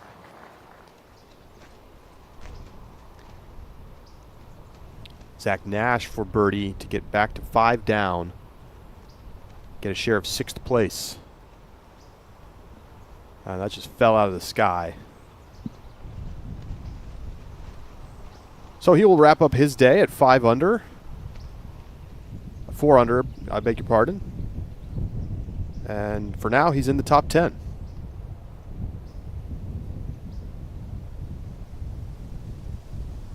Currently 4 under, sitting at a 1039. This course playing tough out here today. Isaac did go out of bounds off the tee on the 9th. And that hit something, and fortunate to kick back into the fairway. Lazat for birdie on 6. Yes. So 3 birdies in the last 4 holes.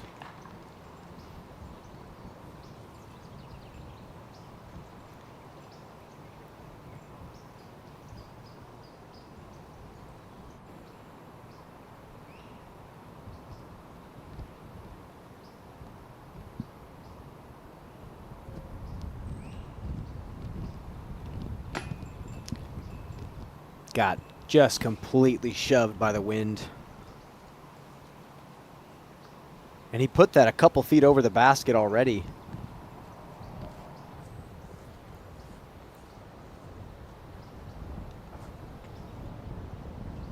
And now this is a trickier putt than I think the camera gives it justice.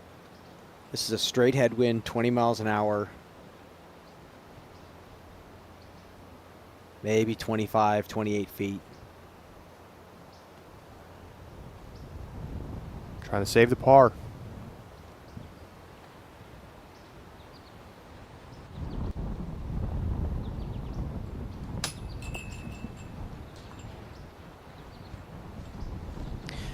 Man, that sequence, just a frustrating few shots. Another one of those situations that starts to make you feel tense. Turner for the bogey. He drops back to even. And Dickerson drops to 1 under. Tap in par for Eagle. So his birdie streak comes to an end, but he's still 4 down through 6. Robinson pitches up and is going to take his medicine and take a bogey. Ricky starting to get hot in the back line, and we've got a brand new leader. He's got a 1-shot lead over Gavin Phillips after 4 straight birdies on 13 through 16. Well, he took a little bit of time off. A lot of players split up and played some smaller events before they got here. Ricky went back to Arizona, hung out, refreshed himself, and yeah, here he is. Take a look at the Innova Hot Rounds on our round 1 leaderboard. Ricky, 8 down through 16. We were robbed of the Paul Ricky match play yesterday because of the rain that just flooded the course. But we will look forward to that in the future, Brian. Yes, we will. And yes, I was just devastated to see that. I think the matchups were fantastic. Gannon versus AB. Really excited for this series to pan out this season. Yes, and Immonen coming in on 16. He's 2 shots back of Ricky.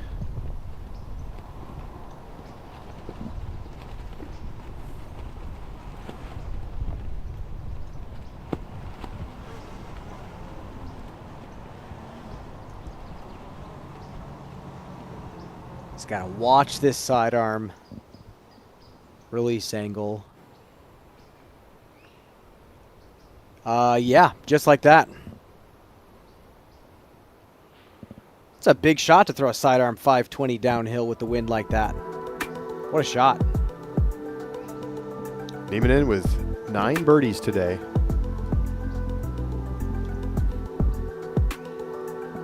Putting well. Perfect inside the circle, 57% from C2. And let's jump down. We saw just a moment ago the drive, and here's live on the green. Nieminen trying to close out, get to 7 under.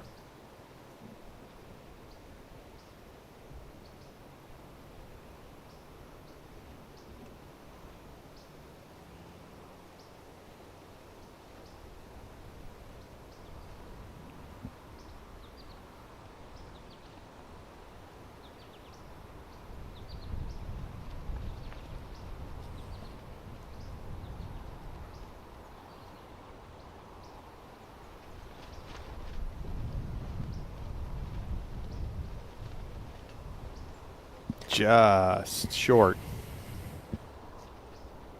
It was a solid effort.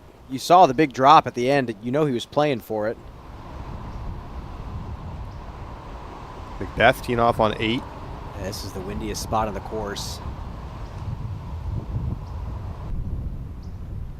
And birdie is near impossible from back there.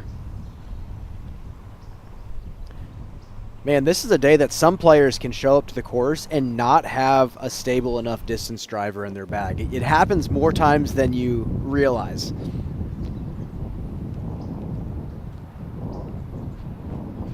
So windy, Simon had to go backwards hat. Oh boy. That's going to look to be out of bounds, maybe just on the edge. It is showing up as OB on the PDGA Live interface, so just a tough shot right now in this wind. That got pushed hard left.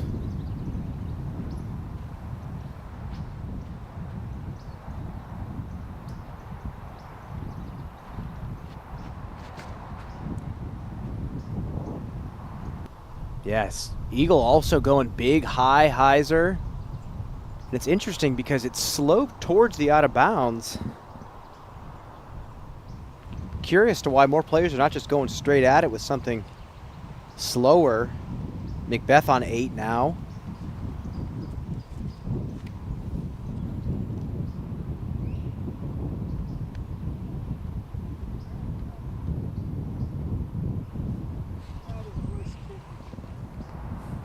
Couple shots he's not too happy about. Austin's backhand's going to give us some intel on what the wind is doing.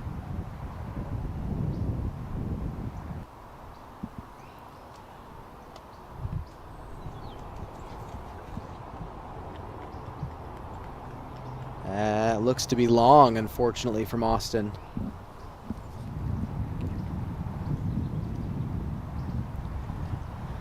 Now Chris. Spectators got to get out of the way. That needs to hurry back.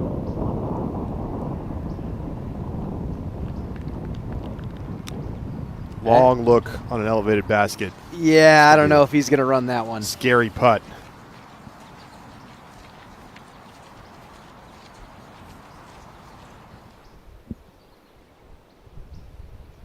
We go to the 10th, Isaac Robinson. Tightened up the OB in this fairway.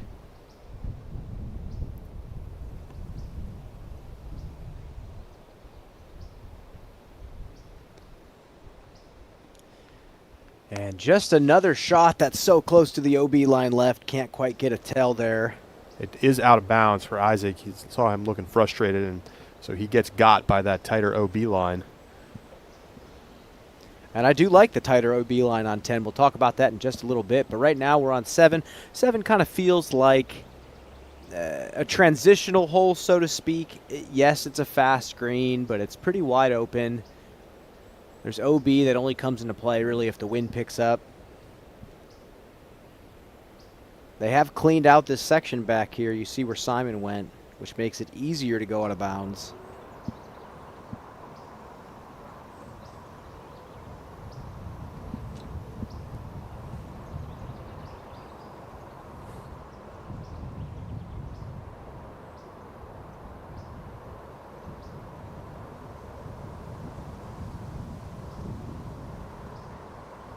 This is for par. Wow, bold move to go for it. It's a tough comebacker for Simon. Off the top of the basket. Hey, he's kind of been all over the place this round.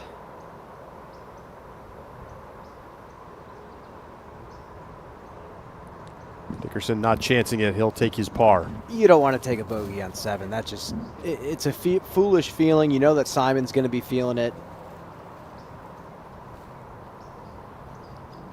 If you're not inside the circle, I think a lot of the players are going to be doing the same. Austin's going to be deep. He's still going to be in play, I believe. Circle 2 birdie look for Turner. This is at least a safer look. Just don't miss on Heiser.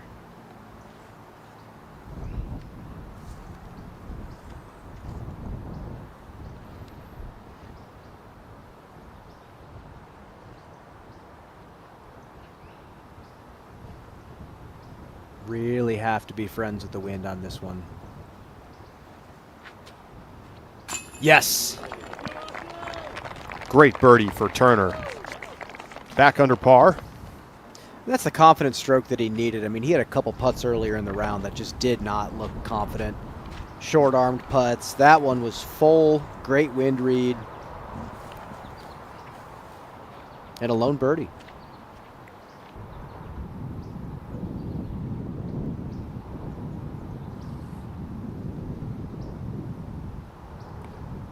Drop in par for Dickerson.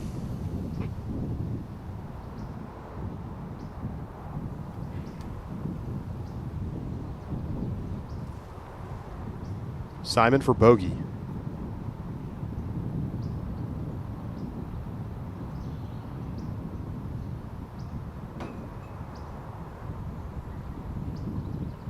And he pays the price for going for the par save. Takes the double bogey. A tap in par for Eagle, and he remains at 4 under. 4 shots back of our leader, Ricky Wysocki, who's at 8 down. What do you think of Simon's decision there? I think it was a confident decision. I don't know if it was a catch-up decision. He's still one of the better long putters on tour right now. He's well into the 30s.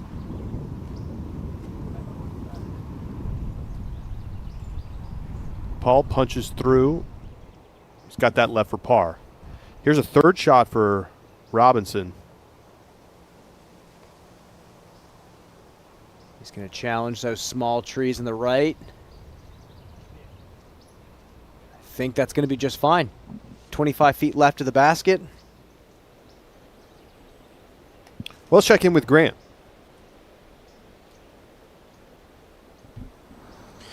Yeah, guys, something interesting about this course that our viewers probably can't appreciate thanks to can't understand thanks to commercial breaks is the length of the walk between these holes. It's a 10,000-foot course, but it's probably another 10,000 feet between holes. Take, for example, hole number 7. You walk from basket of 6 to 7. That's about a 400-plus foot walk in order to play a 375-foot hole. Then you go another 400 or so feet to the tee of 8. So now you've gone 1,000 feet, and you've only played one 375-foot hole in amongst that. So it's a challenging day for the legs, to be sure, and this is the part of the course where you begin to feel it. One more thing, guys. I have just spotted another kite in the tree, a kite that hasn't been accounted for yet. So the kite count is up to 7. Back to you. It's an absolute graveyard of kites in these trees right now. Grant, you're midway through this course a second time today. How are your legs holding up? Did you get your cardio in this past week? I don't know what legs you're talking about at this point. I can't feel anything from the navel down, but I'm having a great time. All right, stay strong out there. This is a hike of a course for sure, as we see Austin Turner's drive. Nice one.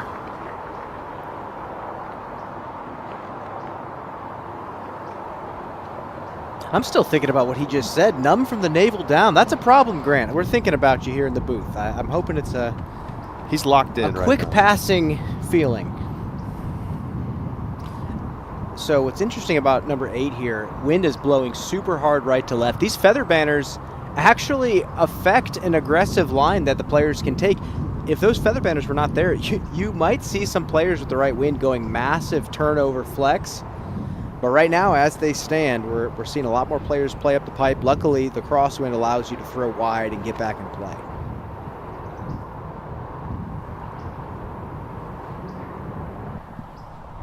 That's a great shot from Eagle. Right side, definitely the more favorable route now. If you want to play that open forehand, you're going to have to really push the left side, so throwing it more shallow off the tee. Otherwise, you're throwing some sort of spike forehand on the second shot.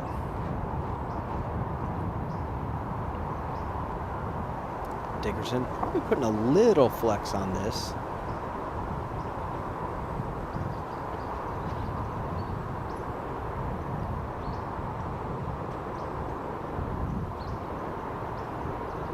Oh no, that got lifted again by the crosswind. Yeah, that's well out of bounds.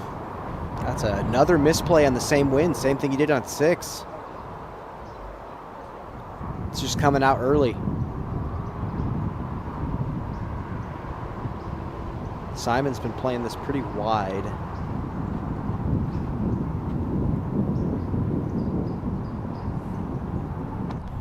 Oh, and that flipped on him. OB long, Charlie.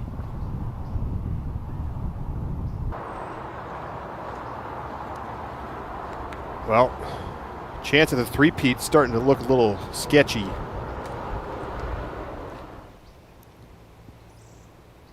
Isaac Robinson for par on 10. That's a good save after going out of bounds off the tee shot. And we catch up with our leader, Ricky Wysocki, 8 down through 17. Teeing off on the 18th.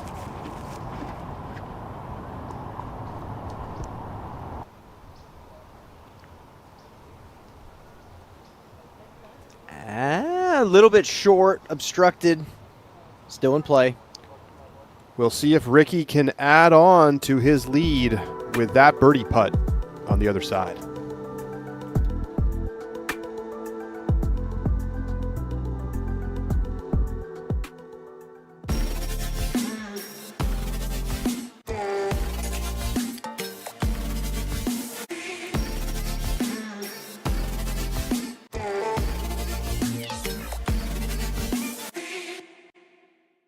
Disc Golf doesn't want you to know about this. It's called the band system. That's B-A-N-D. Buy a new disc. Sure, you could spend hours practicing, but you've tried that and you're still back. And at discountdiscgolf.com, the prices are so low, you can band without breaking the bank. Before B-A-N-D, I was just B-A-D. But now, I own more discs. So what are you waiting for? Get on the bandwagon today at discountdiscgolf.com, because cheap discs are better. It's science. Some of my favorite discs in my bag are the A-Series discs. They're the ones I lean on to get close to the basket.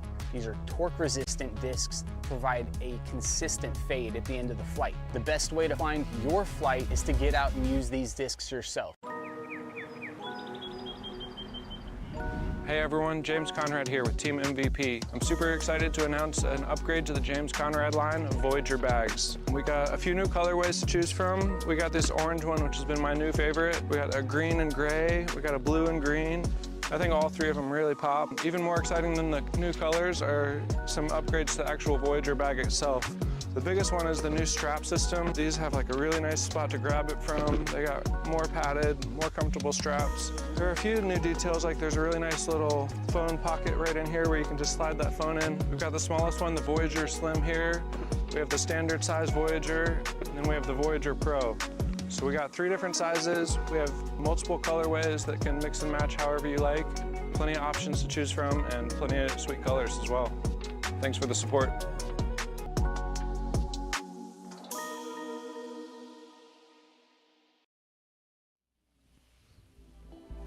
Well, you can catch every moment live on the Disc Golf Network. Experience every shot, every battle, and all the excitement as it happens.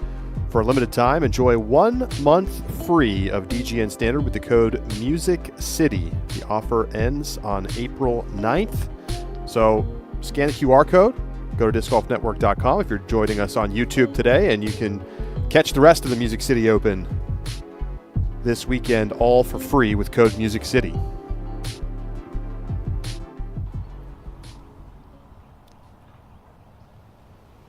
Ricky lays up.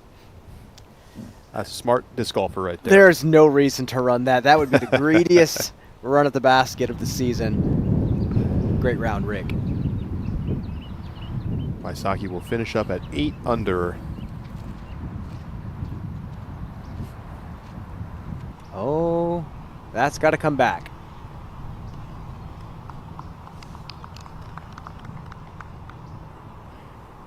It's going to be a long look. Robinson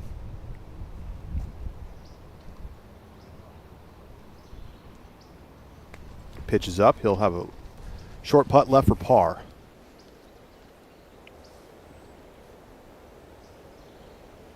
This is another hole, Charlie, that I feel like is slowly starting to find its identity as a hole that is a mainstay on this property. I think the basket position being pushed up the hill does a lot for how players strategize the tee shot. But right now we're looking for Dickerson, who was trying to play the shallow side and just ended up a little bit short of it. We could take another look at this right now. The crosswind just got under it. Oh, look how early that came out. It's been the miss today for Chris. And had no chance out of the hand. Yeah, well, I mean, when you release like that, you lose significant amounts of speed, spin. It's just so susceptible to being blown away like that. So Dickerson trying to figure out where he's going to play from, see if he can recover that disc. We'll go back over to the 18th. Watch Ricky finish up his round, and that will do it. 8 under par today. Provisionally 1062 rated. So nice effort from Ricky here in round 1. But we got a lot of players close to the lead still. Gavin Phillips right there. Jesse Nieminen and Una Heinonen in at 6 down. 8. Scott's playing great. 5 down through 14. I think we're going to keep seeing that. I think this whole weekend we're going to see quite a few players getting up towards that 8 under par mark. Might see a double-digit round, but like you said, this is a pretty appropriately scoring course. I think that's the credit we really have to give this place. Course record is 55, 12 under, shot by Simon last year when he just absolutely putted the lights out. I think it's very unlikely we'll see somebody sniff that score this weekend. Macbeth.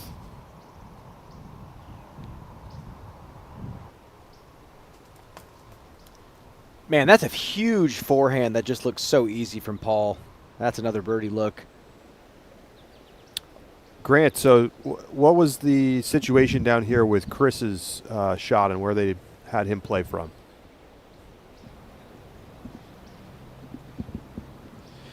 Guys, it looks to me like the main debate was whether or not he crossed in bounds before ending up out of bounds. That looks to me like that's what they were debating, going back and forth. From their vantage point over there on the tee, it would have been very hard to see just how far forward that disc progressed before it sort of backtracked thanks to the wind into the out of bounds. So I think that's the main gist.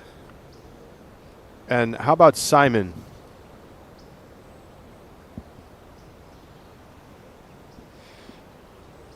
I am distant down the fairway watching their shots come in right now. I did not see the specific issue with Simon, although it did look like it took a long time for them to determine what was going on amongst the entire group. So things have really bogged down here, and I'm wondering how they're going to respond now that we're getting into the hard part of the course in terms of a lot of up and down. This is the kind of thing that zaps a lot of energy out of you. Yeah, they haven't even made the turn yet. Thanks, Grant. Here's Dickerson from the drop zone.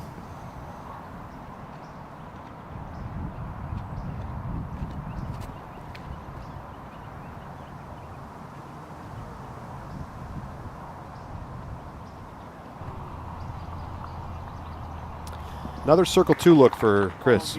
It's one of those frustrating days. Grant was saying it, just the up and down walks zap a lot of energy out of you, but every single throw having to make a very specific decision, a specific play in the wind, you get to throw no stock shots.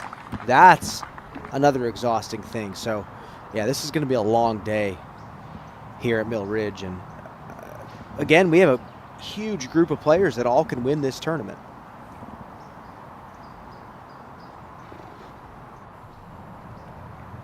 Frustration from Simon. You wonder how quick a player like Simon counts himself out. Some of his best victories have been chase card victories once he's given up after a bad first round.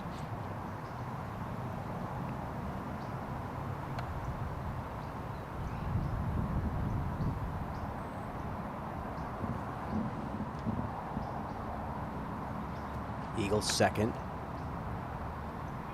That's got to get some help.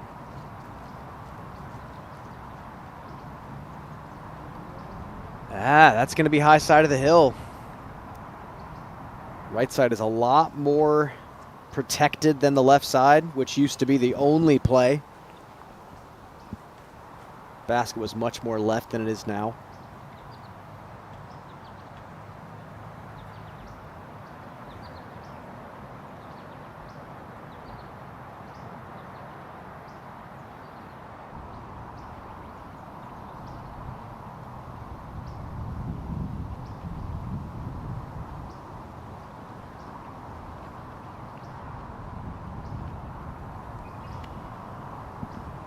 Austin's got to play that a little bit tighter. Does it have enough? Oh, yeah. Yeah, that's just fine. You mentioned slog, Charlie, and I have to agree. This is going to be one of those holes. They get to the next tee, they start taking scores and say, hey, what'd you take on 8? And then all of them go, oh, we're on hole 9 now? This is this is taking forever. Yeah.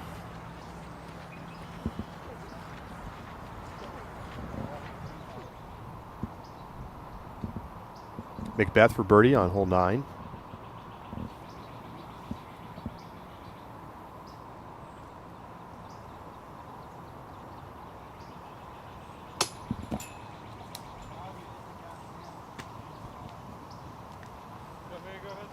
Another short miss.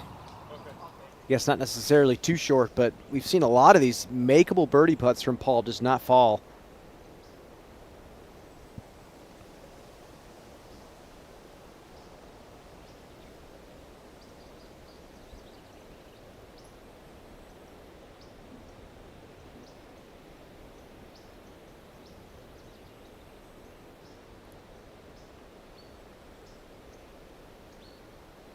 Well, we got a chance now to hear from Ricky Wysocki, who's in the clubhouse.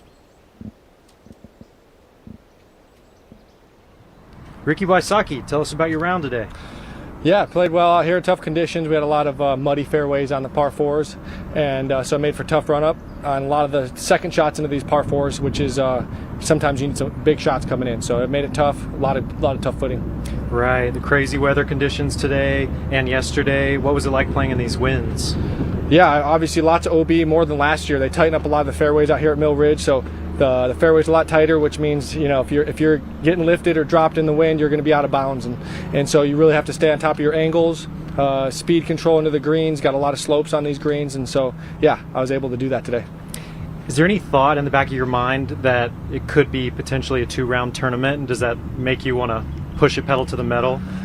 Yeah, for sure. I've definitely been on the wrong side of a 2-round event before, a shortened event where I've lost an event with 1 round to go. So yeah, I kind of knew that it's going to be tough conditions out here today. It's tough to score, but if I can, I'm going to separate myself, and knowing also we may not have a 3rd round. So I'm glad I did that. You played the back 9 5 under par. Is that the side of the course to score on, the back 9? Well, I think there's more par 5s on the back 9, which on the Pro Tour, that's definitely where you can get some good birdie looks. So I think I was able to capitalize on most of them, not all of them, but next round I'm going to try to capitalize on a little more of the par 5s. But I was really happy with the way I played the back 9 for sure. 17 and 18 are playing really tough right now. Absolutely. All right, thank you so much, man. Have Thank good you. luck. Appreciate it. Love to see Rick shoot a solid opening round out here. Again, a guy last year chomping at the bit to take down victories, and now this year hasn't gotten one yet. Maybe this is the weekend for Ricky. Out to a great start today. Austin Turner shorted the birdie putt. Simon here putting for a double bogey.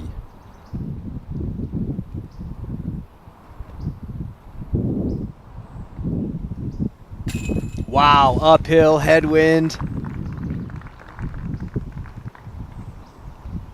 Just floated it in the basket, but unfortunately, yeah, back-to-back double bogeys for Simon. Ouch.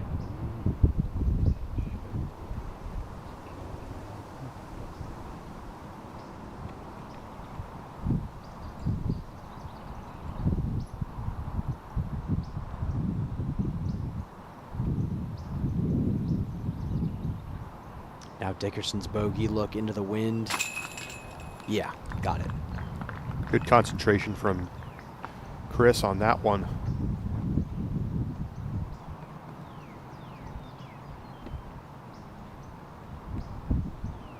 Eagle for par.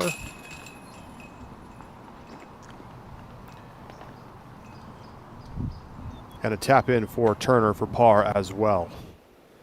So we're going to get to the bottom of what happened with Simon Lizotte there. Maybe a misplay penalty. We will find out on the other side of this break.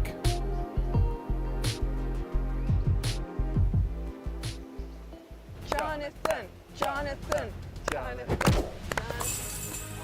Wow! Jonathan. Skulle du visa? Hi. Yeah, check this pad out.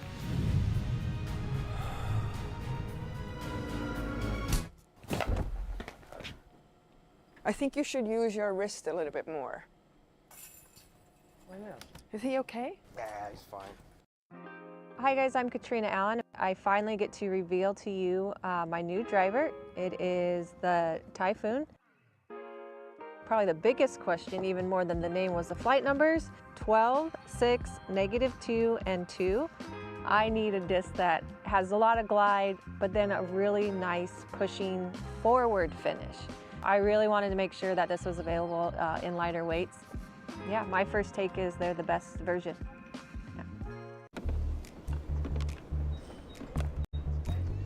Hey, aren't you Anthony Barella?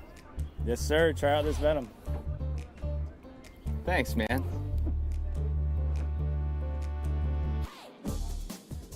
Ooh, Calvin, looking good today. Calvin Heimberg. Sorry. Hey, sorry. Excuse me. Hello. Hey. Thank you. A Nakwa. I'm looking for a Nakwa. Do you have one? Hey, Germ, you can't cut in line. My apologies. You may have noticed I just cut you in line. I'm just looking for a Nakwa. A Nakwa? Here, use mine. Got it. Thanks. Hey, hurry up, man. You're taking forever. Sorry, man. No 30-second rule here. What about that 100% off player discount?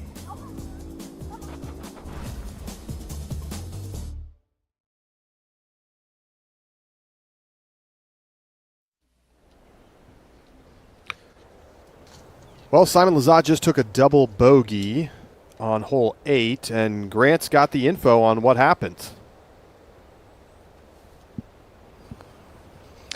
Yeah, Chance, one of those situations that looks really wonky from a distance, but when you find out what happened, it's pretty straightforward. So Simon went out of bounds, as did Chris. Simon approached his disc first and went ahead and threw. When they were assessing Chris's lie, the group realized that this was a drop zone mandatory situation if the tee shot went out of bounds. So in making the proper ruling on Chris, they revealed a misplay by Simon. So that's basically it, everything right now, and I'm going to stay with this group and try to get a little bit more of an idea of what vibe is left here as they make the turn and try to salvage some rounds. Back to you guys. Yeah, wow. Both of us skipped over that. That's tough. Well, interestingly, we're seeing it flip back and forth between bogey and double bogey on the PDGA Live right now. So I'm sure it'll get sorted by the end of the round. But indeed, it's straight to the drop zone out of the OB. So Eagle quietly having a nice round. He's avoided mistakes and found some birdies when they've been there. And that's trickling in a dangerous spot. That was just a brutal skip up.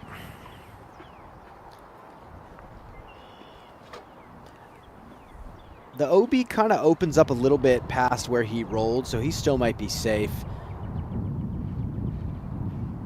I like the change on this hole. They pinched the OB on the right. Now the big hyzer wide is a little scarier. You can go flex high, straight up the gut, forehand. And Chris going high flex. That is gorgeous. What a shot. That is hammered up the fairway, Charlie. That is one of the better shots I've seen on that hole. That one had to feel good. Yeah, you were mentioning Eagle having kind of a solid round going so far. It's been a lot of chaos this round for multiple players. Yeah, it's been a drama-free 4 under for Eagle. No bogeys. It's going to be a conservative forehand here for Simon.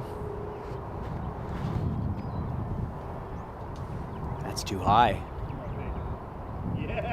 Okay, that's right in the middle. It's still going to be ways to go to the green, but I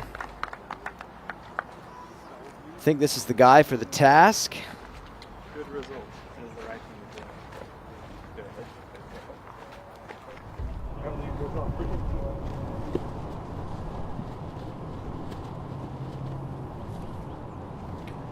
do. Jakub Semerad teeing off on the 18th.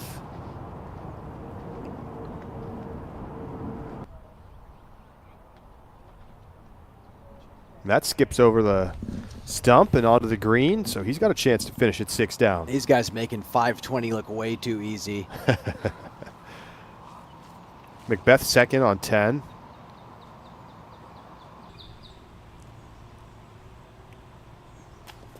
Oh, that's a classic Macbeth line. That hyzer flip up to flat, push, late fade at the end. Great shot. Sullivan Tipton. Been playing well this season. Sitting at 20th in the Pro Tour standings. And he's going to have a chance to get to 6 under if it stops rolling. James lining up about 100-footer here on 10.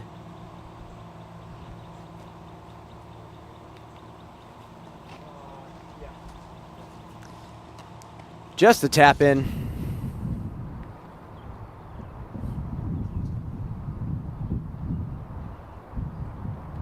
So he's safe. This is actually a great spot for him to be. He has some room to flex the sidearm now.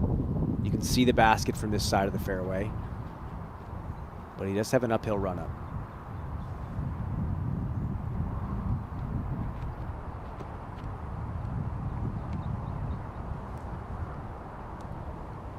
Is that enough? Not entirely sure. It looked to be a hair sawed off. For reference, Dickerson is maybe 75 feet ahead of Eagle.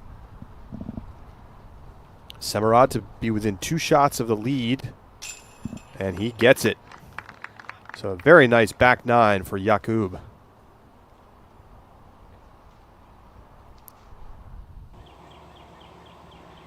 Macbeth for the birdie.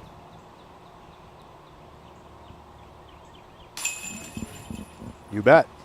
Bogey free. We've seen some heroic back 9 performances here. Just saw it with Jakub. Simon won this tournament with a heroic back 9 charge. Now Sullivan.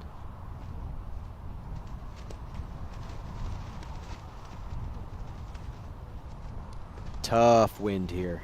Head cross.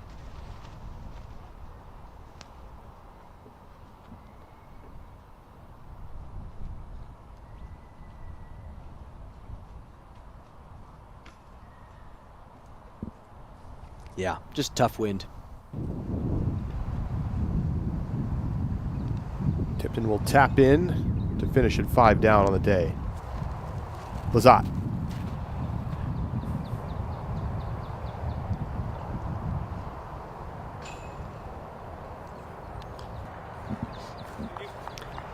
Advances the fairway, not too shabby. Robinson in for the birdie on the 12th.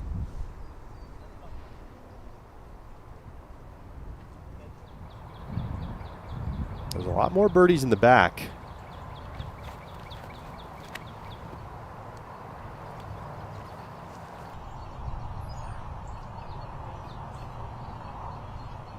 He's going to have a look, but it's going to be obstructed. Another one of those holes the lefty has an advantage on. See if he can capitalize there. Now Dickerson, you see how far he is compared to everybody else. This is a chip.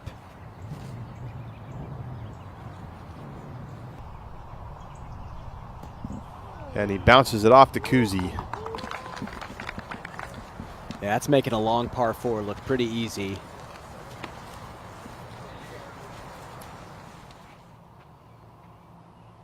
Coming off the birdie on 10, here's Macbeth on a technical tee shot here on 11. He's going to have a look. That's 45, 50 feet, but tough specific angle. We'll talk a bit more about 11 in just a bit.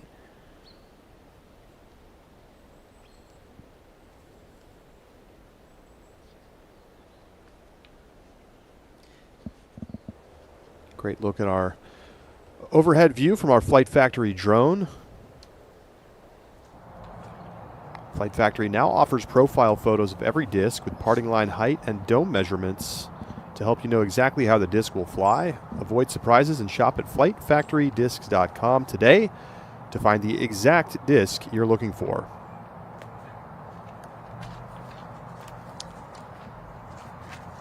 Not going to work out there for Eagle. He's still going to have a short look inside circle 1.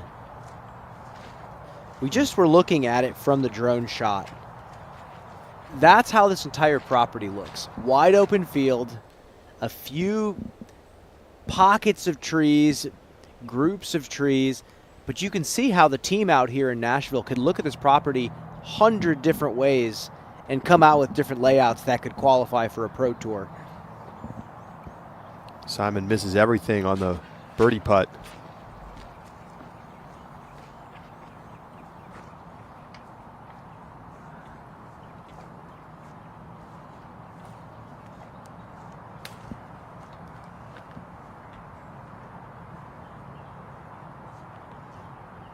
Austin got to thread a couple needles here.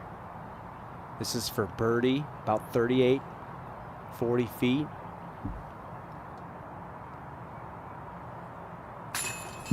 Great make through the trees for Austin Turner.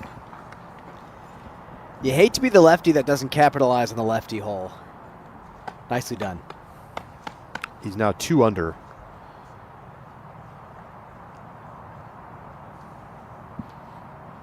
Eagle for par.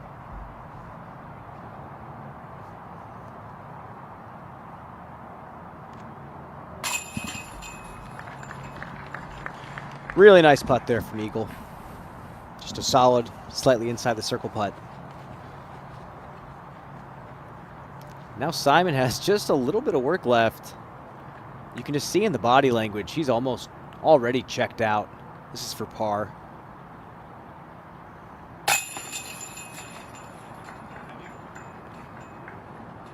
In for the par.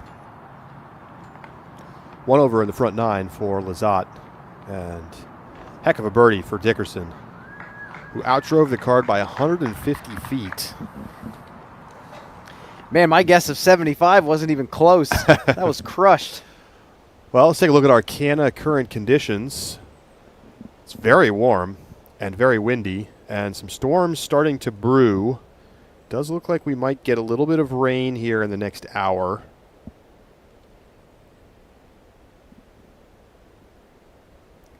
Just very unsettled air in this part of the country right now.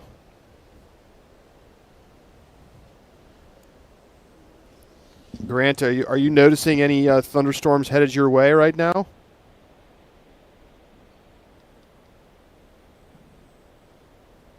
Oh, I think we maybe just lost Grant for a moment, so we'll check in with him. Right now, still see sun, blue sky through the clouds.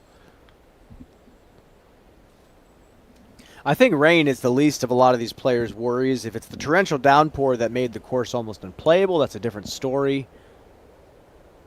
But lightning is the one that the players really get bothered by because it messes with the schedule.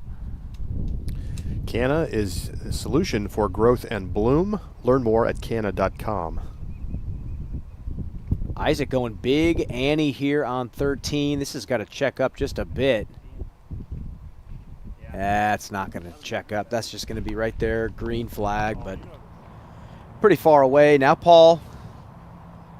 50-footer on 11 for birdie.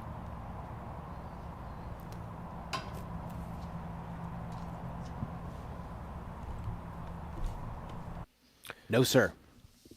Paul, frustrated on the putting green right now. Let's get Europeans up near the top.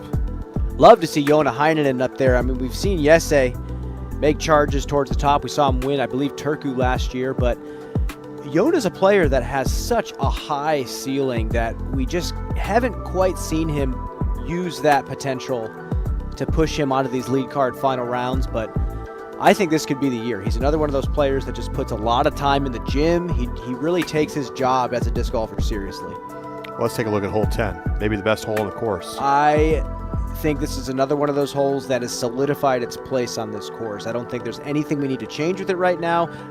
You'll see once we get there, there's a few trees that some might think we need to change. But as we fly, OB has been pinched to where you are playing chicken with this far tree line that has the out-of-bounds rope. The closer you are to it, the straighter shot you get to the basket. You can see the basket. If not, if you play it too conservative, you have to throw a little bit touchier of a shot to a blind gap. And these little trees here on the right side, they tickle me because I think they were left on purpose to make players think twice before just throwing into the gap. They want to see the players shape the disc, maybe even think about throwing a flex forehand to get to the basket. They're small, but they definitely change the way you think about it. That flyover is presented by Zenni, eyewear for everyone.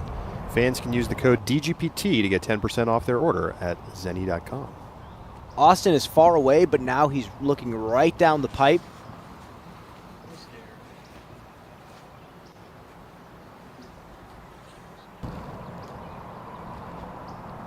I love this element of course design. If you want to get more aggressive, you have more risk to deal with.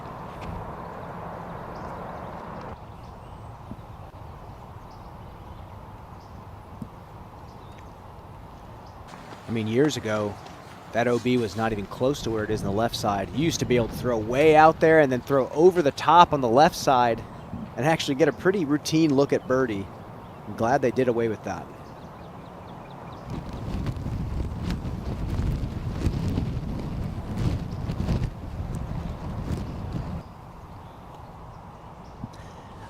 Look how much respect these players are giving this tee shot. They are not even wanting to come close to the out of bounds left.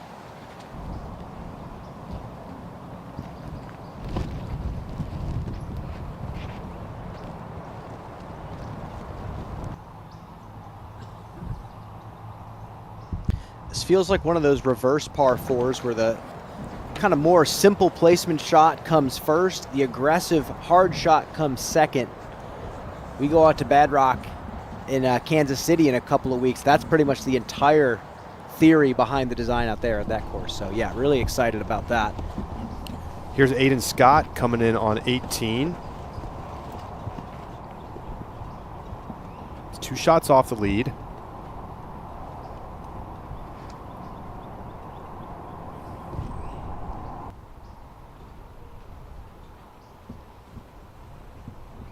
And a little skip and roll. Oh, boy. And oh, no. That stop in time.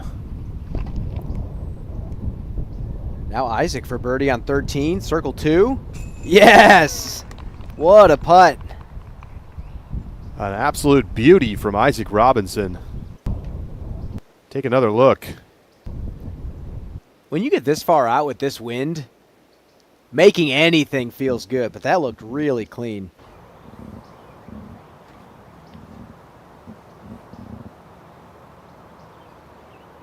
Now Chris is second. He can see the pin.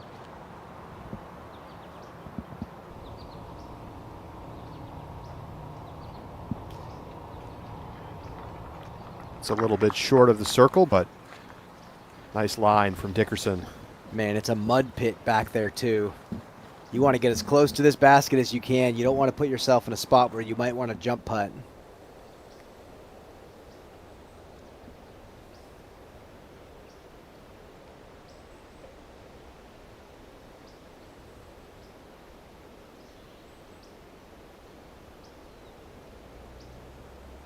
Now Austin, even better positioning. This is about as close to a stock shot as you can get out here.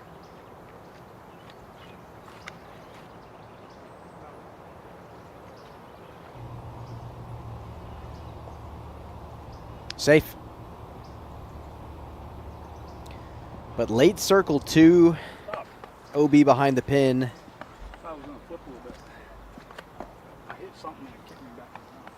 Are you a fan of hole 10 as well, Charlie? Oh, big fan. This is my favorite hole on the course. I think a dream come true for me would be finding a tee shot that's intriguing on this hole as well. Some sort of gap shot. I don't even think they have the land for it, but I feel like this second shot, the funneling of the OB is just so cool and just really well done.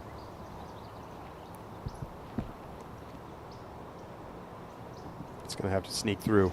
Oh, he was trying to punch that on Heiser and try to get it to flip up. That was just not executed. There is OB on that left side.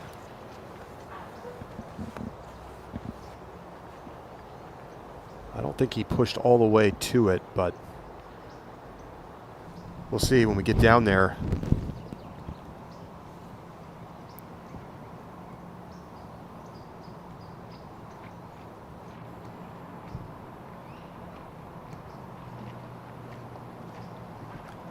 Oh, look at this thing helicopter down. That is so, so nice from Simon. It's kind of on that turning angle, pushing forward instead of riding right. And then just daintily faded off to the left. That's got to be at least something satisfying for this round for Simon.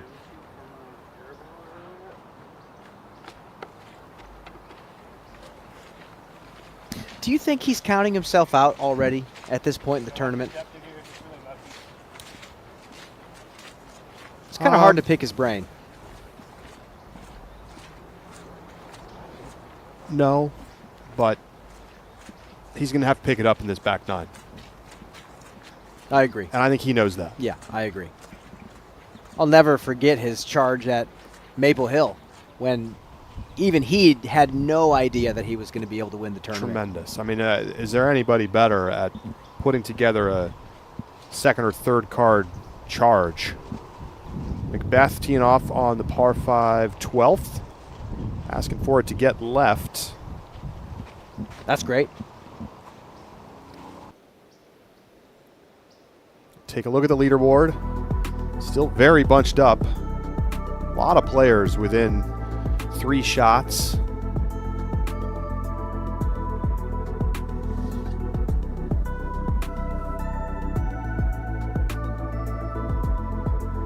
We've got 24 players within 5 shots of the lead right now.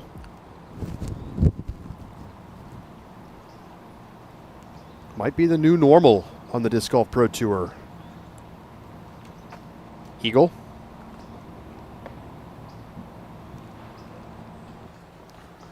Had a hard time finding birdies after that opening flurry, but he's also managed to avoid big mistakes. Yeah, it's going to be a pretty simple par there for Eagle. And yeah, it's interesting to see some players really take to the front nine, and then you see some players just really come out swinging on the back. I'd love to ask Eagle what part of the course he feels more comfortable with.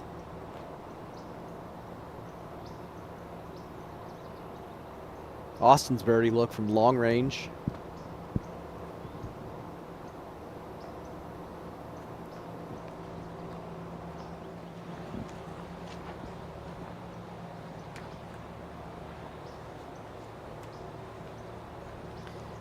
This is that mud pit I was talking about, and he's right at that range where the step putt's going to feel sketchy.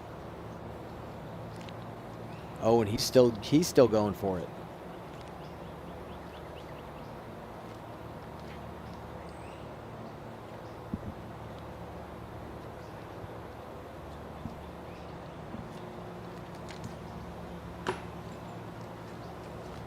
Not quite there for Dickerson.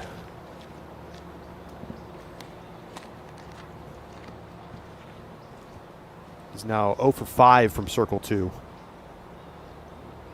Simon to get back to even.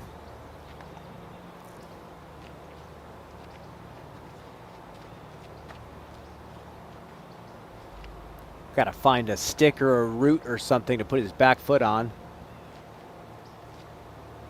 Yeah, nice putt. Really nice birdie there for Simon. That was definitely a bright point in this round for him. Well, there's Aiden Scott tapping in for bogey. Very unfortunate for Scott as that disc stood up and rolled out of bounds off the backside of the green.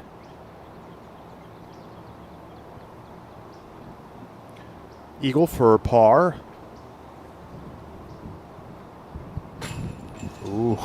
Sketchy putt out of the hand. That was not the nose angle he was wanting, but he survived.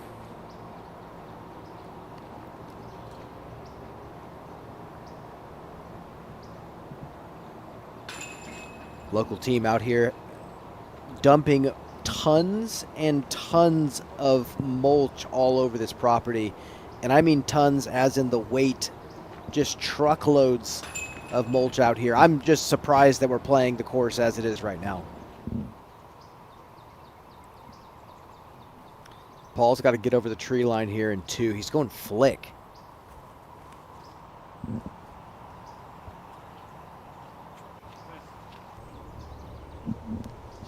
Just another really big sidearm that you just never expect from Paul, but then every time he steps up, he executes.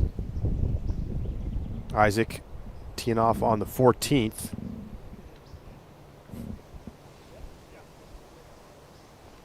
That's going to be just fine.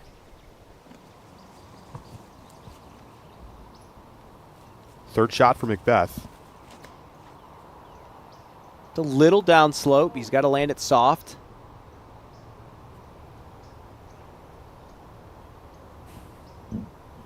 Pin high, a little outside the circle. Got to find the range with the putter. Hasn't quite had it from circle 2 yet this season. Okay, so eagle not in play. I'm not sure if it ever was for Isaac.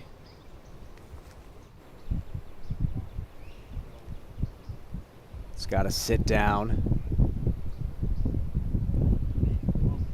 Well, that's safe. It's not pretty back there. Now let's jump to hole number 11. Charlie, I think it's one of the more quirky par 3s on the tour, but I don't hate it. It's a forced flex shot for the right-handed backhand players. You have to have a very specific disc to throw on this shot. It used to be a complete crapshoot. This tree that we're flying over the stump of was still there. But now you can throw a pretty hard flex shot leaning into something really overstable and get a nice consistent check up at the end. I love that there's OB tight to the backside because it prevents players from just slamming something and just getting out the gap. Really have to show some touch and a line that you're not asked to throw too often.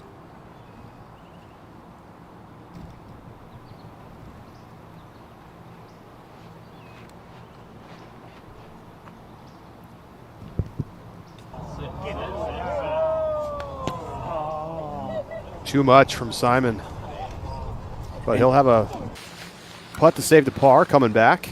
He went with something stable to overstable. He didn't have something that he had to lean on. But because of that, he didn't check up in time. Interested to see if Austin just chops something. A little flatter, softer. Oh, yeah.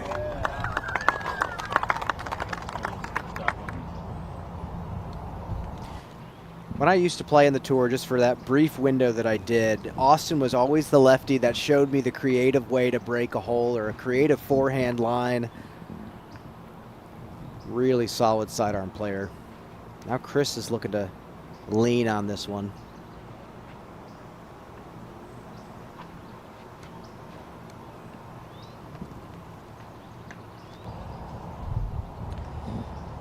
Not going to happen. Tree. Here's Eagle. Oh, he's going. He's going grenade. Up and over.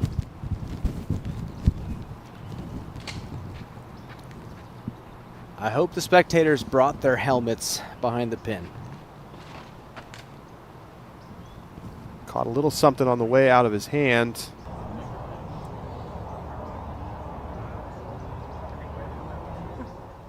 Well, no claps. That's for sure. I think he's going to have a little work left.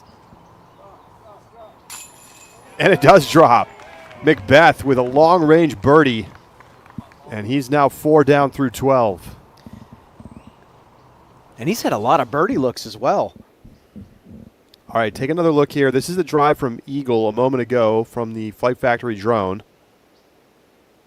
Oh, it's in the tree, and that's why nobody clapped. So he will have to find a lie under there. He's going to have a putt, though. Yeah. Circle 2 look for Eagle.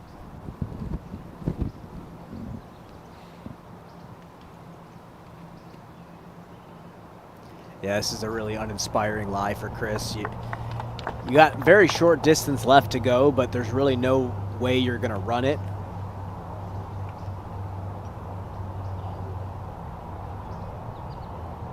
Eagle with something a little bit more interesting. But just a layup.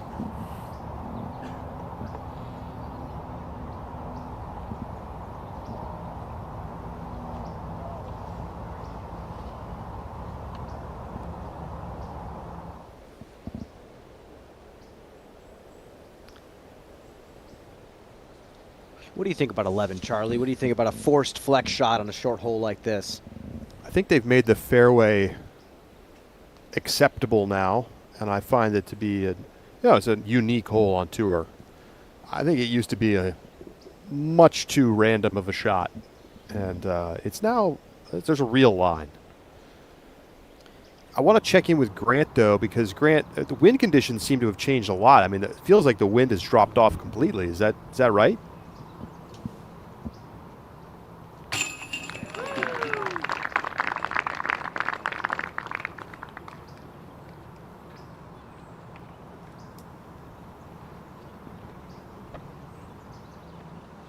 Well, I guess we still...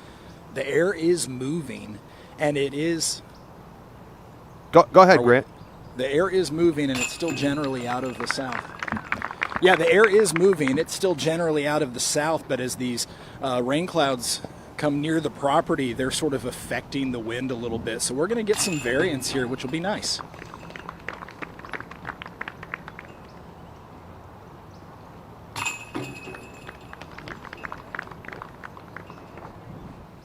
Thank you, Grant. And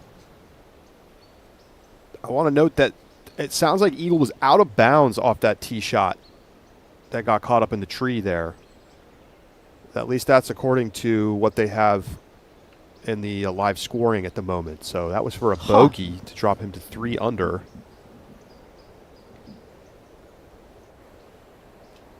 That's a bit perplexing. It didn't look from the overhead view like he No. had found the OB, but.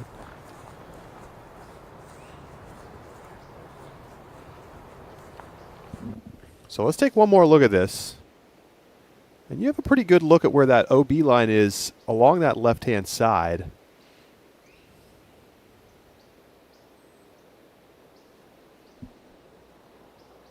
Oh, Charlie, you think it's stuck in the tree. Your eyes deceive you, my friend. That is just in the grass, out of bounds. Out of bounds on the left.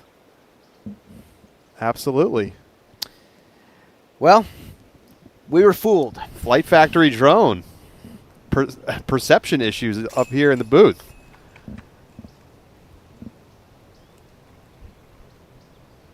So it's a bogey for Eagle.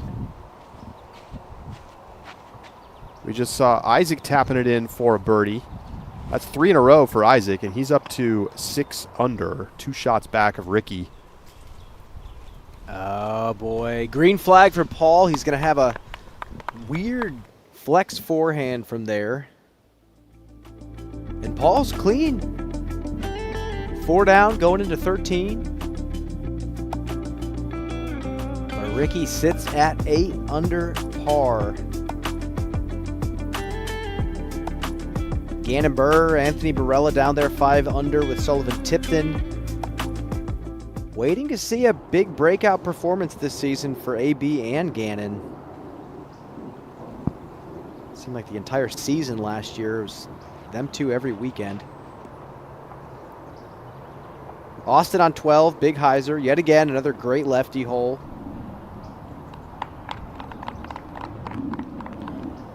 This par 5 is not going to get 3'd. It didn't get 3'd last year. There's been little to no change. You just want to put this one in play, throw the anhyzer over the tree line, and then get up and down from the top.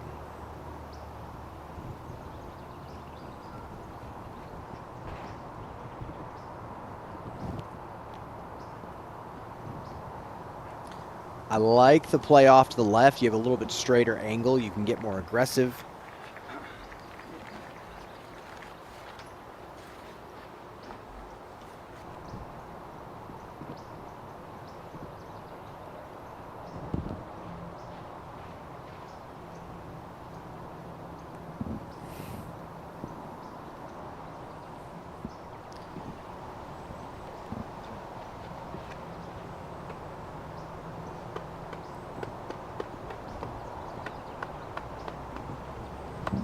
Another great shot from Chris. This hole is not anything to write home about. There's nothing special about this hole. It's a very straightforward par 5. Asks for maybe one terrific shot.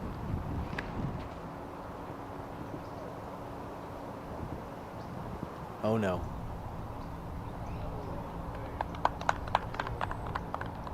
That is going to be safe. On the good side of the line, but kind of missed the angle out of his hand there. Well, yeah, the right side is also pretty tough to get over the tree line from. He's pinched. Isaac on the 15th. No way. Tip and didn't have quite enough speed, but certainly made it interesting. And park job from Isaac. Check in with Calvin. Heimberg on the 18th. He's sitting at 2 over. Hasn't really been his day. Oh, boy. But that's a great tee shot to finish things up. Yikes. Tough day out there in the wind for Calvin. That's 5 bogeys. Yeah, 5 OBs. Yeah. It's tough to get much going out here at Mill Ridge if you're finding the out of bounds. It's a frustrating course. We've been talking about it. It's long. The walks between the holes is long. I don't know. And also the hole design. Tough to get birdies out here. Second shot for Macbeth on 13. It's going a little bit deep, and that's going to be flirting with that OB line. And he gets the green flag. Got to leave him just about 38 feet. Silas Schultz. Long look on the 15th.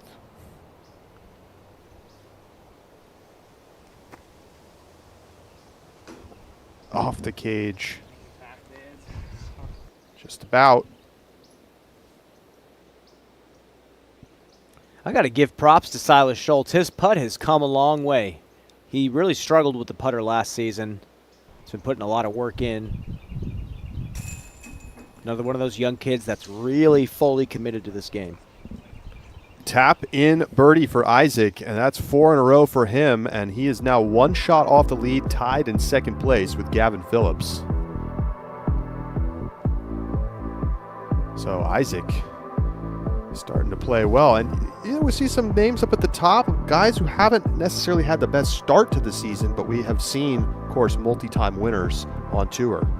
Like you said, new normal. I think we're going to see a win on the Disc Golf Pro Tour not be a common occurrence for any player. I think what Gannon did last year is just unbelievable. Set a new bar and maybe put the rest of the division on watch.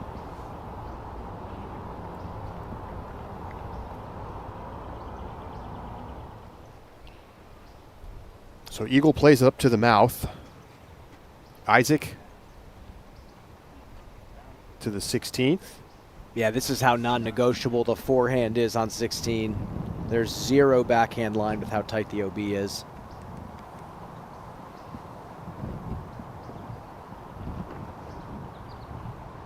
Just got to sit. It's in the tree line, but I think there's going to be maybe something. Forehand roller, something like that. But still just slightly missed on the flex line. It's looking like they do have a bit of a tailwind.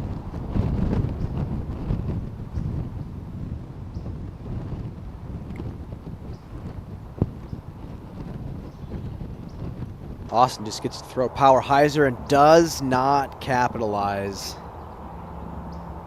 That hurts.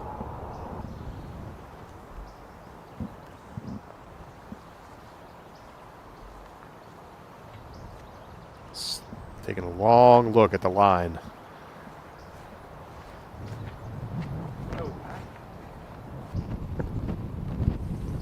Simon can unleash on this second shot.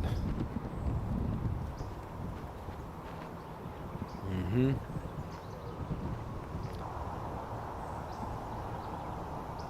Yeah, little lawn dart right there, barely staying safe.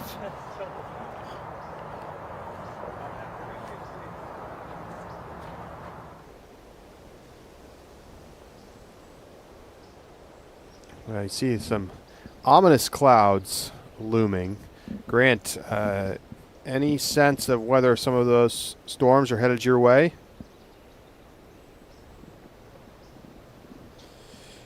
Yeah, I tell you what, the best way to gauge the weather is to see if the camera crew staff begin to get out their ponchos and other waterproof equipment, which is exactly what they've started to do within about the last 15 minutes. So that may be all you need to know. As we take a look at Arcana current conditions.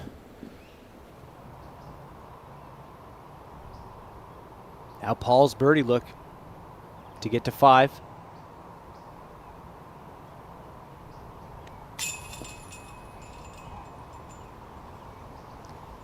Another miss for Paul Macbeth.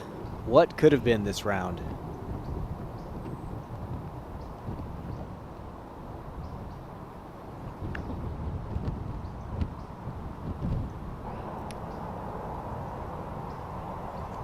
No way. From the other side of the creek. Unbelievable. Oh, that is 80 plus miles an hour of pure hyzer power right there. That's a shot that if you're watching from behind, you're sitting there thinking, I'm never going to throw that shot in my entire life. Take another look. This is absolutely crazy. Smoked. If you've ever even stepped foot on this property, you know how just bonkers this is. And let's see if we can get a read on just how close this got. I mean, that's right down there by the green. That's going to be inside the circle. That's 500 on a stable hyzer. Incredible stuff from Eagle McMahon.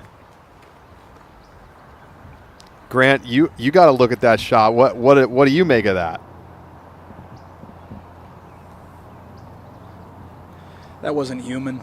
There was that just got so high and managed to keep so much power on it despite gaining the elevation. It was like a jet taking off, and I'm not trying to be exaggerating here. That was really impressive. Couldn't even see it land. Had to look to the crowd and see their reaction to understand how that shot finished up.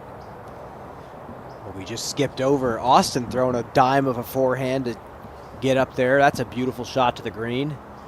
But yeah, I remember match play championships watching Eagle throw 700 feet on that one tee shot. Just, yeah, not surprised. That is another birdie for Isaac Robinson, and he has now put together a Yahtzee to tie the lead at 8 under par.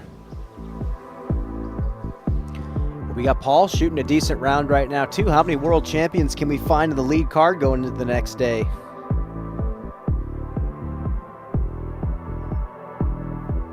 Isaac, perfect from C1, just giving himself a ton of opportunities. Just the one bogey, scrambled to save par on 10. Simon's third.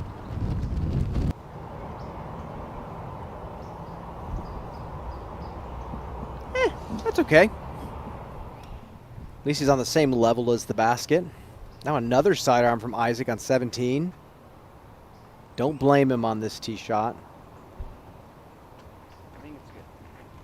Yes, it is. Yes, it is, Isaac. It's not bad.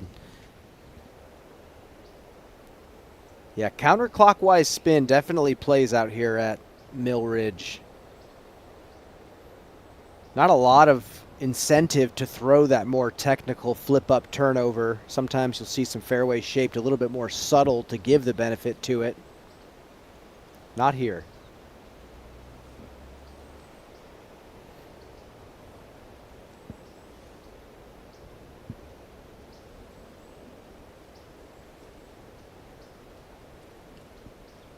But yeah, going back to the shot that Eagle just threw to get up to the green, there are few guys on the planet cracking 80 miles an hour on a drive.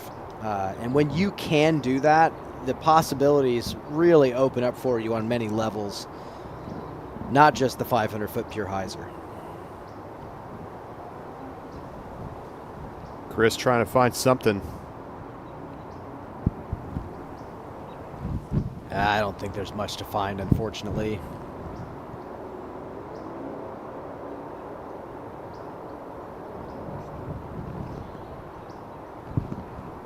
Just staring into a portal to another universe, Charlie. I don't think there's anyone in there on our side, at least. Tough spot to be.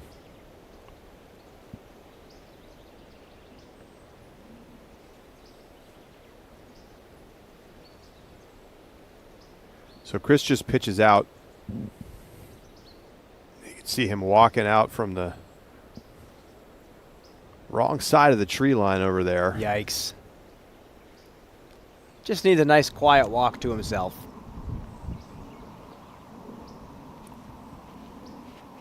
Macbeth on 14.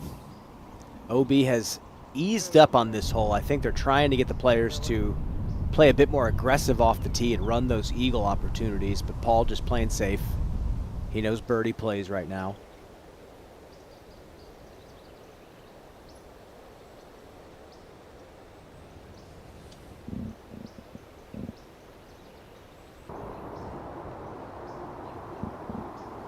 So Dickerson did not get all the way out. So this is his 4th shot.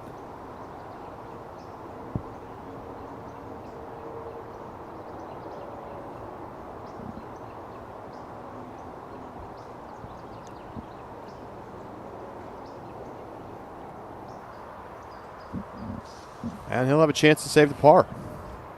Found his own fairway. That's just being an individual.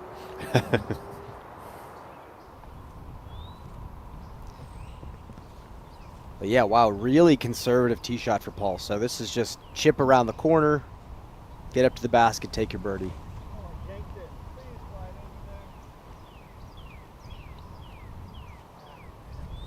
Oh, and he pleaded with that shot. He actually might be in the prickly pear cactus that's native to this area in Tennessee. Simon for a birdie.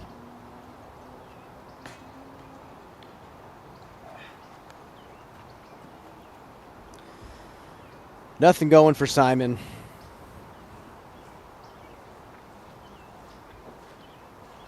Slow day for most of this feature card.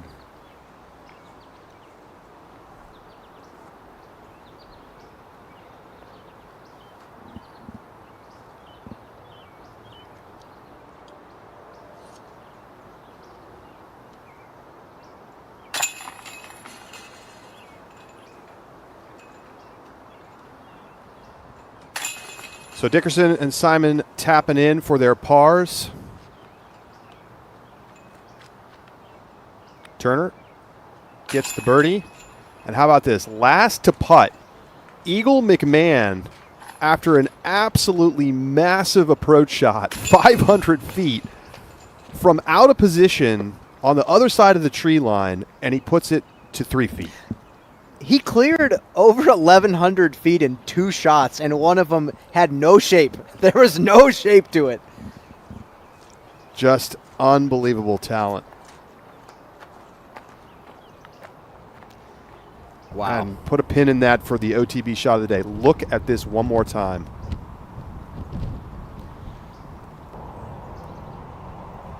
It's not just the distance. The accuracy of that shot is incredible.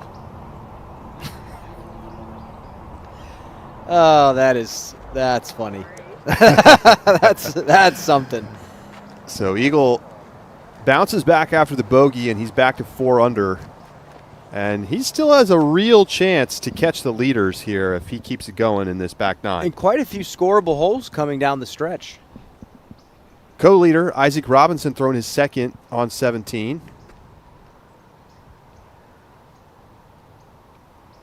Oh, that's a nice line. That's a great play on the wind. That's another look at birdie. After a couple great sidearms from him. He's cooking. Yeah, he's really made it a usable part of his game. Him and Ezra both. And Ezra was trying to downplay it the last time Nate Perkins was interviewing him. I'm not buying it. Both these guys have it in the back pocket, no problem.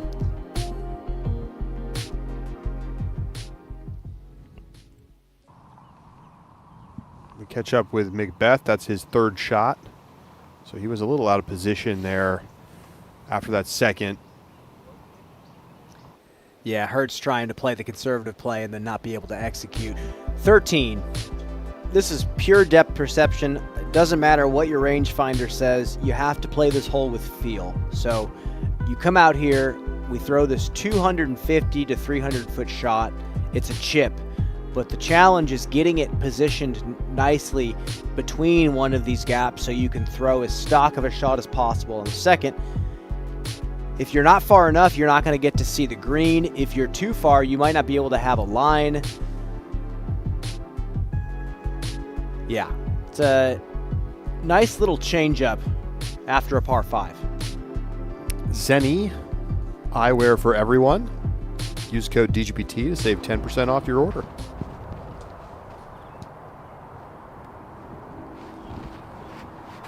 And it's interesting as we watch Austin throw this tee shot, just a little backhand chip. It is such a horseshoe-shaped hole. You can almost see the basket from the tee pad if you just look to your right. Eagle going grenade over the top. He's actually playing a little flip on it. And he gets it out into the open. Yeah, there's only a few guys in this division that are going to be confident in that shot. He has been throwing some crazy lines today.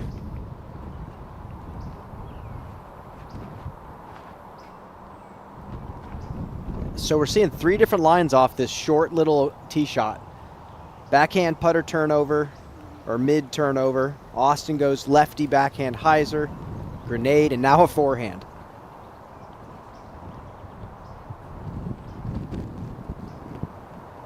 Very underrated hole in this property.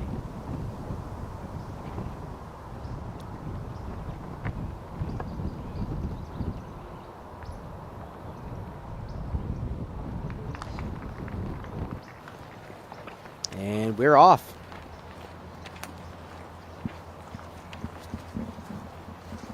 Well, let's take another look at this tee shot from Eagle. So he does kind of that classic grip between the pointer and the middle finger. And it's all about posture throwing the grenade. You have to throw this as vertical as possible. And you're just trying to get a little bit of flip on it because he's not trying to go straight. He actually needs it to ride a little bit to the right.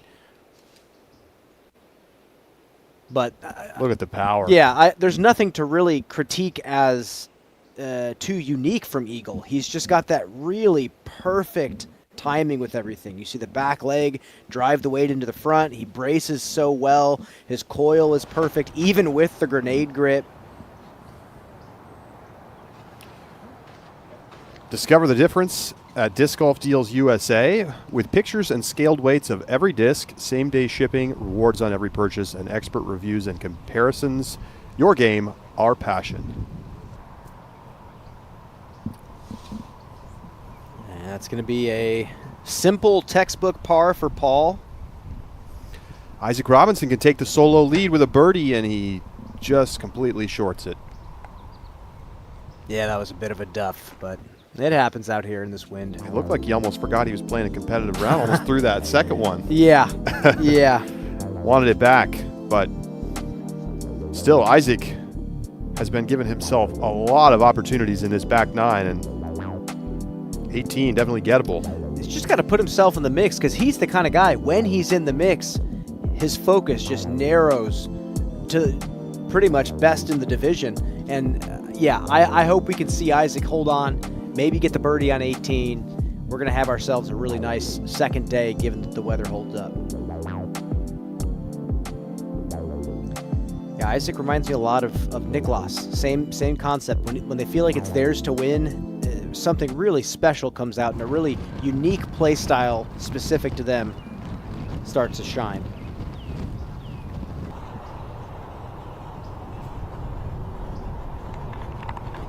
Chris in close for the birdie. And you can see that it's getting darker on the course as the clouds roll in. Yeah, it's not a good sign to see it this dark around dinner time. Our camera is doing a pretty good job of brightening things up. Simon just saws off the forehand.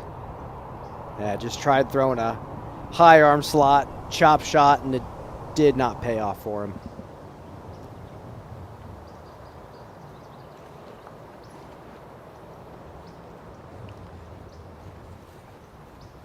Man, the past two shots have just felt like vintage Eagle. That's his play style in a nutshell right there.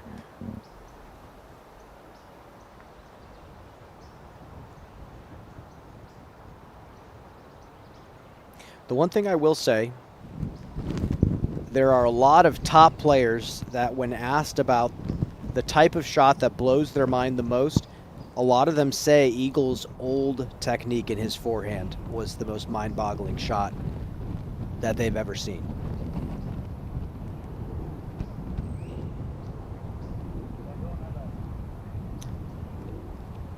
Yeah, I mean, Eagle used to get so much layback. I mean, his elbow would be all the way forward while his hand was almost like perpendicular backwards still.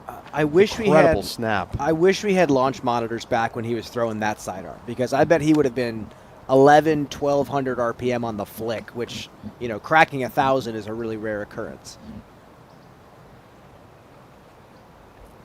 Second shot for Eagle.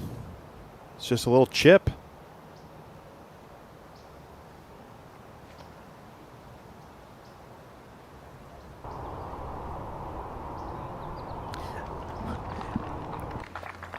I really want to see him take a little bit less stable disc out the next day. I want to see how far he can get it to ride to the right.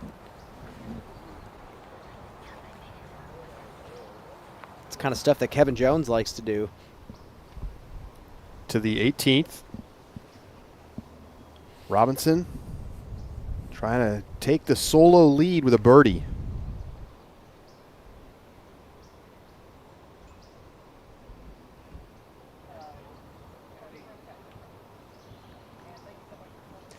Up there in play. Gonna roll back that Zuka replay.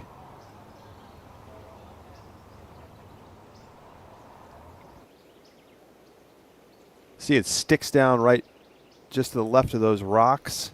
He's gonna have a look, circle 2. It's going to be pesky. He's going to have that rock to deal with. Austin, long look, get up and down for the par.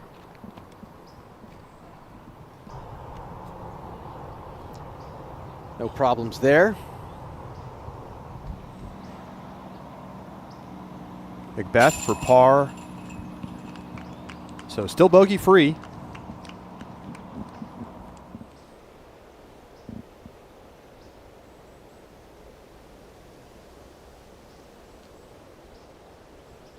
Just took a look at the radar, and it does look like the storms could miss the course.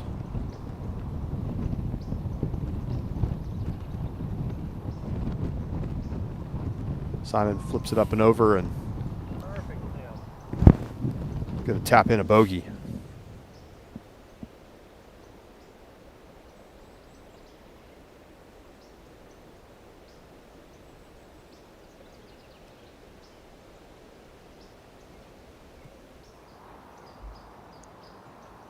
Austin just kind of having a tough time getting something going this round.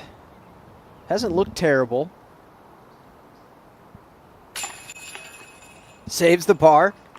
Squeaks it into the weak side of the basket. Turner still very much in the conversation. You know, 1 or 2 more birdies to close out this round, and he's going to be right there. Dickerson.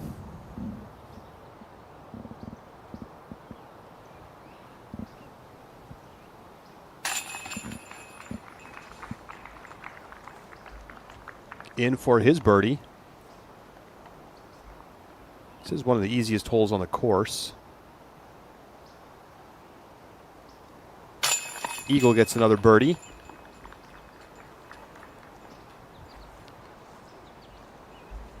gonna tap out?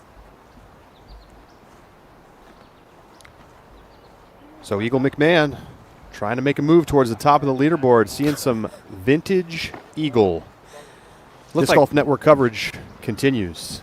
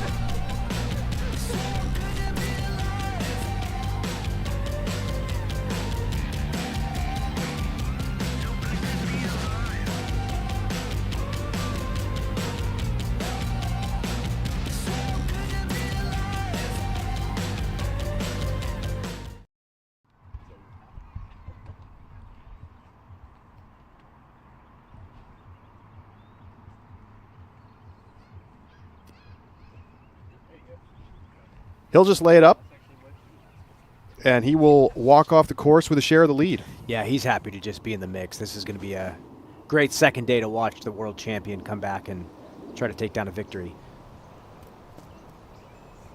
Macbeth to just outside the bullseye. It's a tricky forehand line to make work. Well done. Now the tee shot on 14 is probably the most boring shot of the hole. Just got to position yourself here.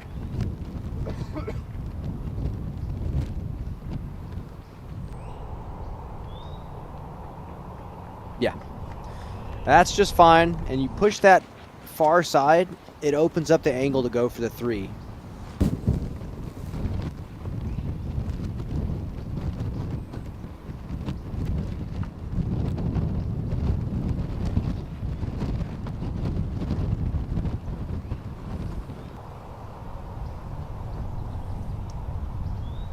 That is way far back. Austin's just going to play the backhand hyzer, and another one, take his hopeful birdie and move on.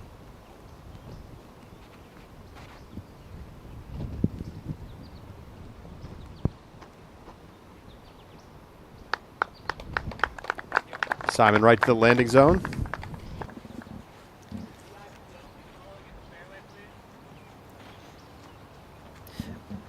Charlie, you hear Ricky Wysocki in his interview talk about how par 5s should be the easiest scoring holes out there on the course. Do you believe that should be the case in disc golf? I think a par 5 is best when it's eagleable. So yes. I mean, it's the same as golf. You know, you want to see the players play the par 5s at the Masters because there's a chance they might get an eagle. And if you don't get a birdie on those, you're probably losing strokes to the best players. I think if they stretch out par 5s in disc golf too much, they become boring because it's just huge 500-foot shots over and over. And it's too much benefit to overly conservative play. I agree with you. I think open the door for some players to show off some spectacular skills. I do love a nice eagleable par 5. No eagles today on the par 5s out here, but it's been done before. Better conditions. It's tricky to design a par 5 that plays and scores fairly, but then also has the opening for the eagle chance. A lot of times when you have that, it just kind of plays as a little bit harder par 4. Birdie putt for Macbeth on 15. He knocks it home, and 5 down, bogey free. Climbing the leaderboard, now tied for 8th. Just 3 shots back of the lead. It's a blind hyzer. This is just all feel.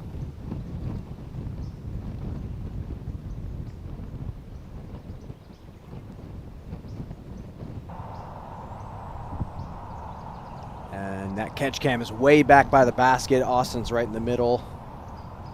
He'll get to throw a pretty similar shot on that 3rd.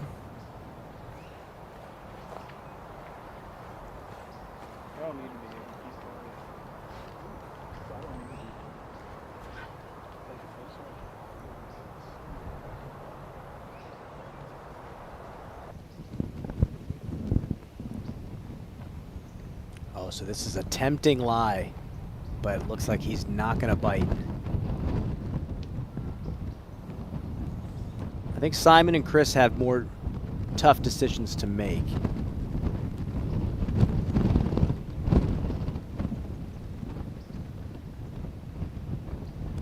Yep. Yeah, when you play the hole like this, it really doesn't satisfy in any ways. You're throwing a stock hyzer, you're throwing a stock hyzer the other direction, and then you're chipping up to the pin. Going for the 3 is a lot more technical. Looks like Simon's definitely going to go for this.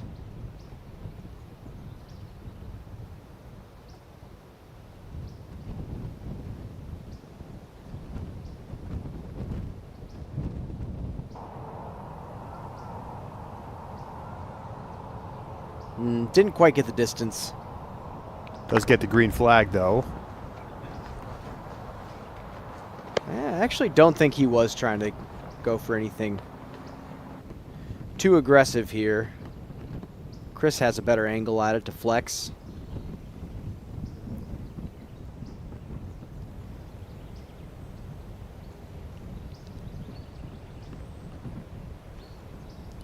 That's another early release. Yeah, it's into trouble. I believe this is old hole 17. And one player in one round got an eagle here last year. Anthony Barella. No surprise. Yeah. Well, and that was with a forced OB carry to get to the landing zone. So a lot of players were playing so much more conservative back then. They opened up the OB to maybe get players to throw there. But these little poles here, the rocks in the creek, like I think players would like the option to try to clear the creek in one. But I don't know. I think what they did this year is good. I do think that. But now Chris is in this middle section, and that's going to be brutal. Paul on 16. That is a birdie. He's had a few of those today. Just absolutely perfect I think that's forehands. his third or fourth that's touched the koozie. That's a nice day, especially with how windy it is. It's so nice to just be able to drop in birdies.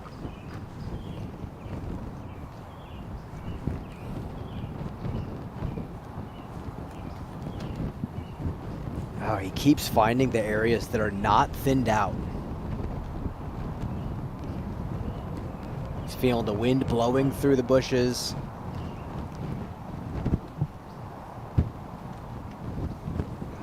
I mean, think about the trouble that he's found today. It's somewhat remarkable. He's fought to a -2. Yeah, I think if he can get par here, I think he should take a deep breath and realize he can still salvage a good round. He hasn't taken any enormous numbers. He's 2 down. He's got a few holes left. All of them are scoreable. Just got to get out here and get up and down.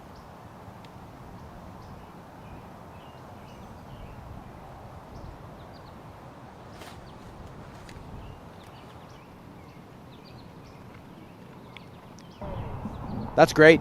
That is really, really great from Chris. At least that shot to the pin is going to be a little bit less stressful.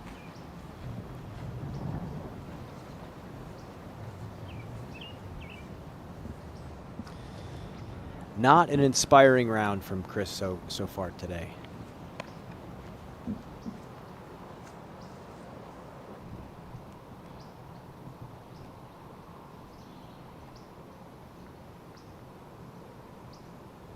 Eagles third. He's going to flex the sidearm. Oh, he's going chip. Inside the circle. Yeah, he was a lot closer than I thought.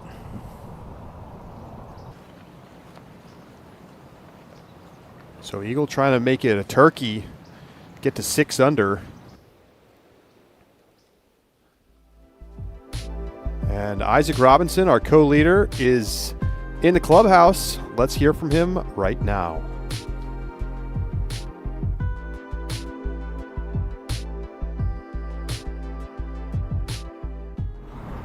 Isaac Robinson, great back 9 today. Tell us about that 5-hole stretch from 12 to 16.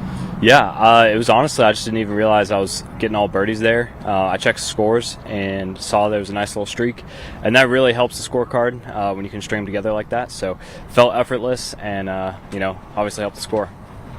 You got off to a great start, then had a slow middle portion of the round just before finishing strong. Mm-hmm. Is that just the course or your play today? What went on? Yeah, I think it's the course and then also the wind. The middle of the course is very, very windy, and it's just a terrible wind. I feel like it's like a head right to left most of the time, which makes those shots very difficult. So once we rounded the back 9 or got to the back 9, it was a little better. Okay, great. Well, get some rest and good luck tomorrow. Thank you.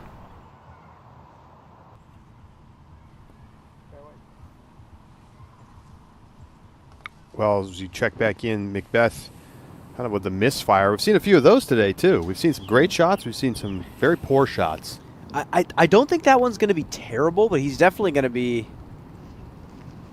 throwing a special forehand from that lie. Simon, nice little chip up. You know, Charlie, I think they got to go back to the drawing board with 14. The fact that the birdie is stable hyzer, no shape, stable hyzer, no shape, stable hyzer, no shape. That just doesn't do it for me. And I think maybe if they made the eagle chance a little bit more viable, it'd be okay, but it's a really cool part of this property. I think there's definitely ways to salvage it.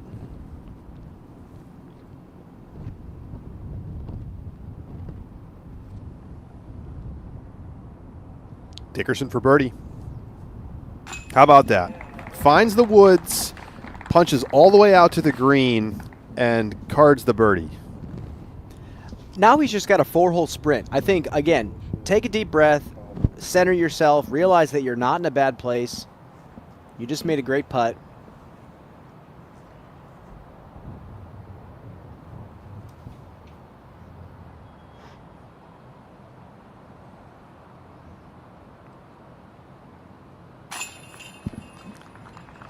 Austin is putting together a bit of a round right now, Charlie. I was kind of wondering what it was going to be like for him today, but he's definitely found a rhythm. Now at 5 under, Eagle to get to 6 with this putt. You bet. So we got our chance at the first star frame of the day.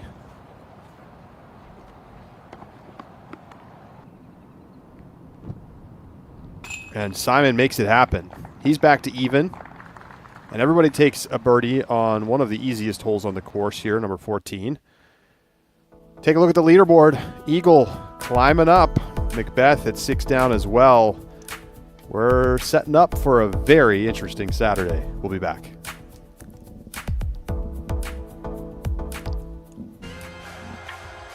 Legends built it. The next generation is elevating it. The most dominant team in disc golf history just got deeper. World champions, record breakers, the future of the game, united under one banner. This isn't just competition, it's a legacy in motion. This is the next chapter. Discraft, built for flight.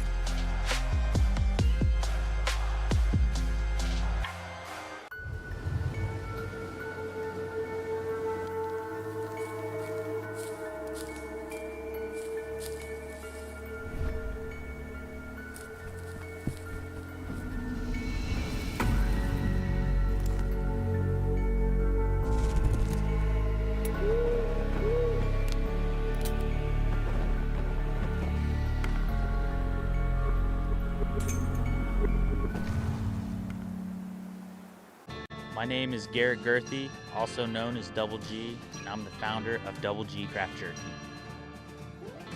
Double G Craft Jerky is an awesome snack when you have a hankering on the course. You need a little something to pick you up out there so you can really get after a drive or finish on a putt and capitalize. When you're playing a disc golf round and you're hungry and you don't have a snack on the course, you start to lose focus, you start thinking about what am I going to eat for dinner. With Double G Craft Jerky, that's not a problem. If you want to know what a disc is going to feel like before you get it, you have to check out OTB Disc. The first thing I'm looking for when I grab a new disc is the feel of the disc. It's got to be confidence instilled. Virtually in your hand tells you what the disc is going to feel like, how heavy it's going to be. It's everything you want to know before it shows up to your house. It's really, really helpful in not only finding a disc that looks beautiful, but is also exactly what you're looking for it to feel like. Of course, when you're dealing with OTB, you're going to get only the best. Paul Macbeth throwing his second on the 17th, trying to find his way onto the lead card for tomorrow. He has more space than I thought.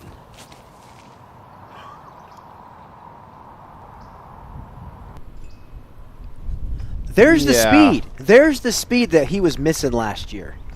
I don't know if he would have been able to execute that shot consistently last year.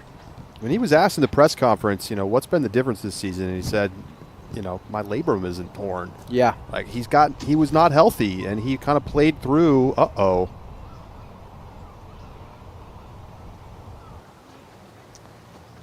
Played through the injury because it couldn't really get worse. But he just wasn't ever fully healthy. And we're starting to see him look a little bit more like his old self. Yeah, it's just great. And yeah, the timing changes. When you're not used to throwing hard, your timing completely changes. So now he's finally getting it back. An eagle long OB. That is a common miss on that forehand side. I actually think the backhand, more technical, but a way more consistent result. Yeah, just like that. Eagle can still save his par. He's still going to have a ways to go. It's going to be a tough putt. With the forehand, the window is so small to kind of fade in. You're either hitting those big mature trees or you're going long out of bounds. It's a small window to hit, despite the opening early. Austin kind of has no choice with the OB right.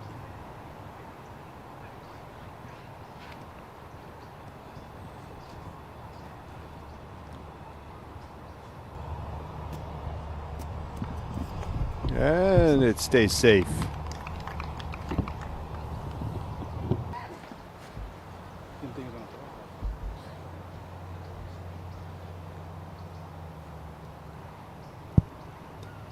Simon going up the gut as well. And with this spin, you're going to kick away from the out of bounds. Oh, no.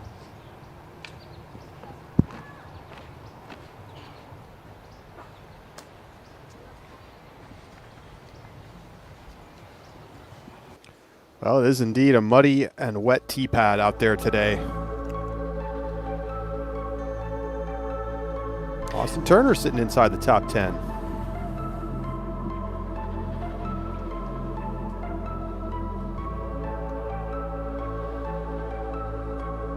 Simon sitting at even par and maybe starting to run out of time to make it a three-peat here and grab himself another guitar.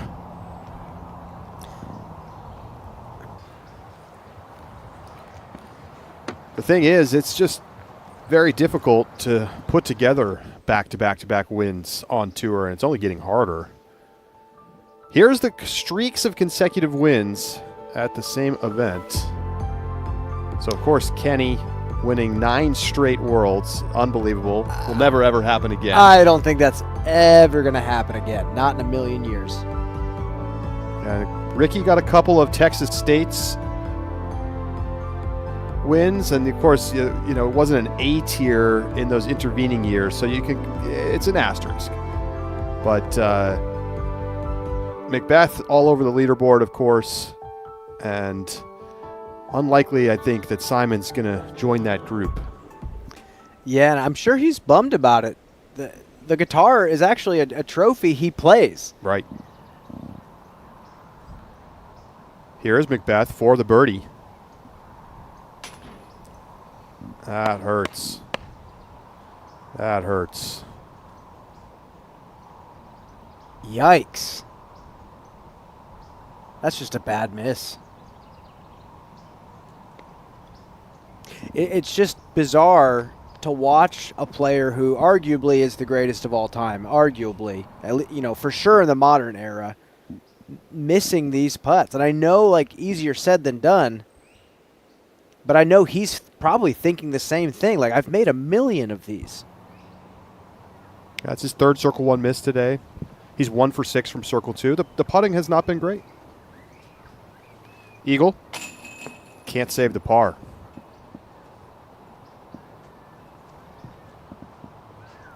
And he's going to want that one back, too. This is another par 3 that I think should stay exactly how it is. I really hope it stays with this property. Love that the up-the-gut shot is the most rewarding. Forehand has its own challenges.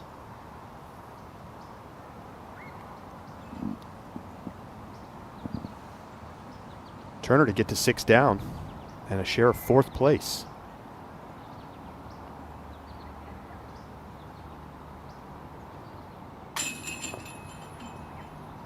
Just a little quick on the draw there. I mean, it was weak side, but there's a lot of chains not to stick.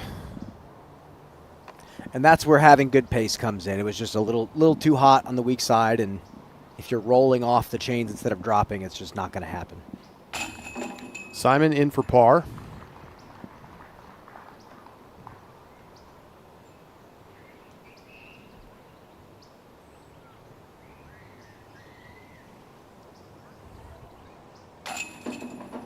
Dickerson in for the birdie.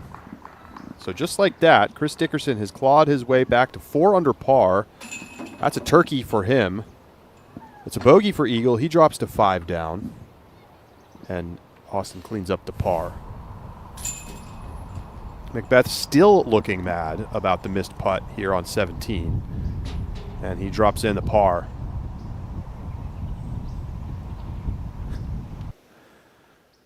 Well, it is now crunch time here in round number 1. So we're going to be commercial free the rest of the way, presented by 1010 Discs.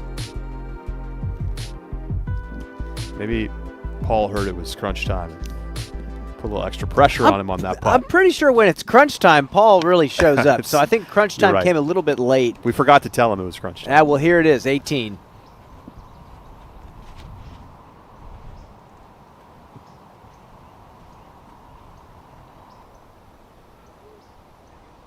Oh, it skips through. He crunched it. I'm telling you, Charlie. That's a beautiful finish.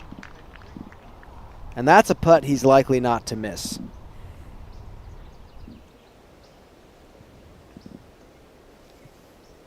Sweeping views of the property from our Flight Factory drone.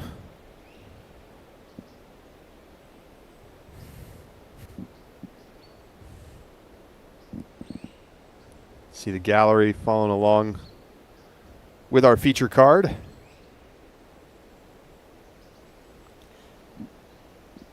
Wild day on the scoreboard. Some of these scores came in real early. I'm sure the guys that shot 6 down are sitting there thinking, I cannot believe someone didn't come in and beat my score. How am I sitting with the 3rd best score of the day?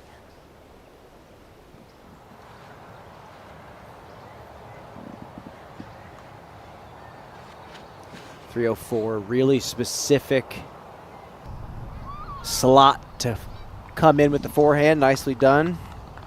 Pretty much no option for backhand from this tee pad. 30-footer for Chris.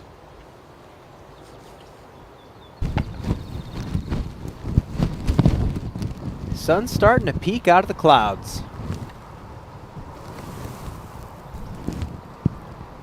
Well, Grant, seeing this sun come out, it's also some rain falling, it looks like. What we got anything special in the sky right now?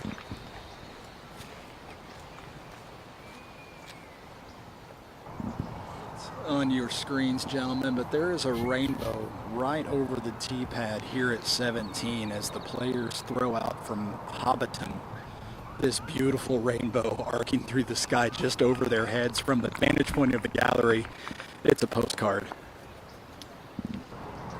Millridge, Hobbiton, you know, same.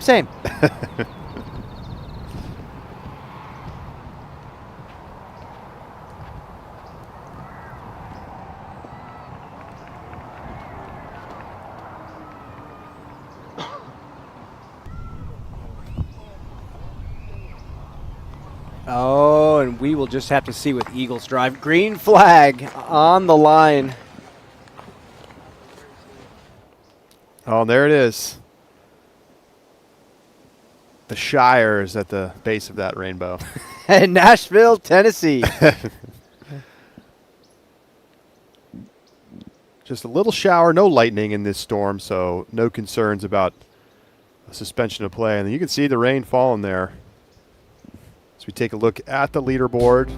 And you said it, Brian. I mean, those 6s from Una Heinonen from one of the very first cards on the course, that's held up very well today. You might be moving through that course thinking, I'm having an average day out here on the course. And then you come in and 4 down is 1030 rated.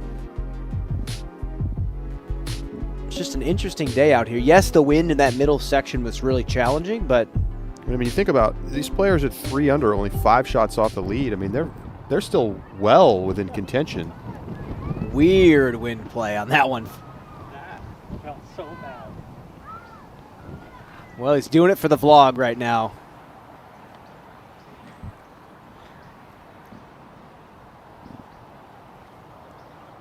So after that, now Chris has a read on what the wind is doing, and that was a strange drop. He's got to keep this nose flat. Nose up's going to get shoved down.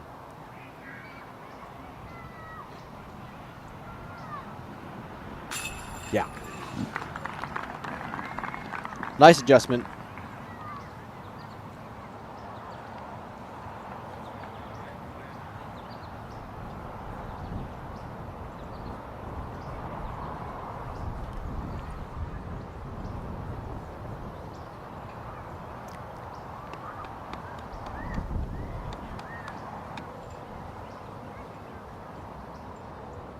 Eagle to get back to 6 under.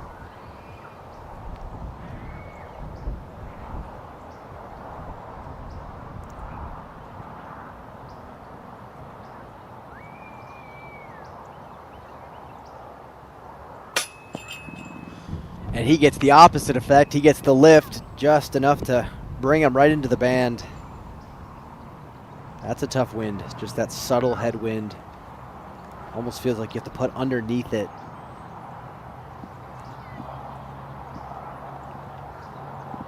Turner to get to 6 under. Yes, sir. You know, Charlie, I'm biased towards the lefties as a commentator. It's rare that a lefty on the tour comes out and starts swinging. I mean, I remember watching Nathan Queen win the Tour Championship. Devin Owens was a phenomenal player back then. We're waiting for that big victory out here on the Disc Golf Pro Tour by a lefty. We just haven't seen it yet. Anik and Sten on the FPO side. MPO, we need to see it. Well, Turner just 2 shots off the lead.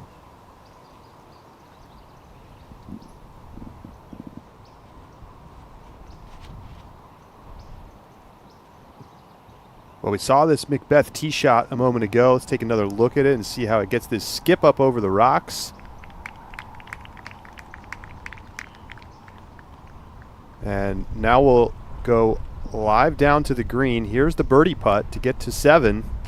And he missed another one from inside the circle. And that was just straight up short-armed. He did not finish that putt. There was no pop on it.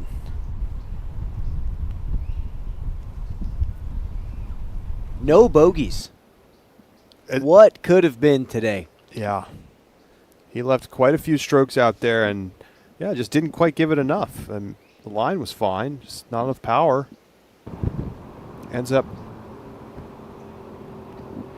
missing 4 Circle 1 putts today. 1 for 6 from C2. A lot of strokes out on the course, but definitely managed the course well, and 6 down. A good round. It's a good round. Definitely going to play. It still hurts to end your round after a long day with something like that. Now Austin here on 17.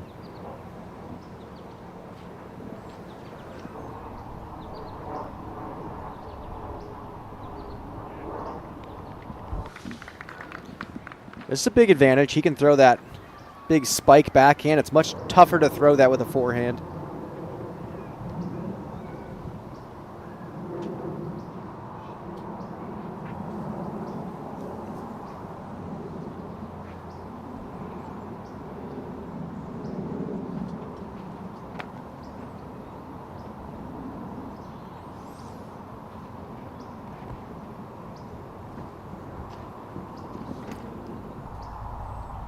Simon going just a little baby forehand.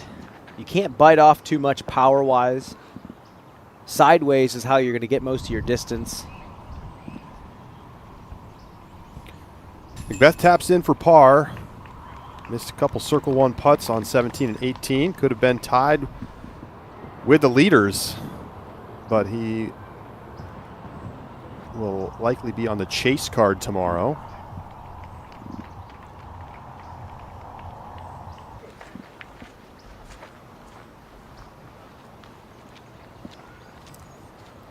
Well, as they head up the fairway, we'll welcome you back inside the broadcast booth. And it's Charlie Eisnet alongside Brian Earhart. Brian, it's been an interesting round. I mean, no player has really taken over the course the way we saw Simon do at times last year. And it makes sense. It's been pretty windy today. The conditions on the ground are not great. Tee pads are a little slick. But also feels like just more mistakes than we're used to seeing at this level. Yeah, I think Grant said it when we threw it to him earlier. the wind affects more than we even see sitting here in the booth watching every single shot as it comes in. So many weird things happen. It makes every decision so much tougher when the wind is picking up like this. And it's not like it's going in one direction. You're getting to a different spot in the course. You have to deal with the crosswind. You get to a different spot in the course. You deal with the headwind. Everything becomes more exhausting, and you can't just throw what you've practiced. So it makes sense. It's inevitable that a round's going to look like this, but the players have high expectations of themselves in these conditions, and that's why it's been feeling so chaotic.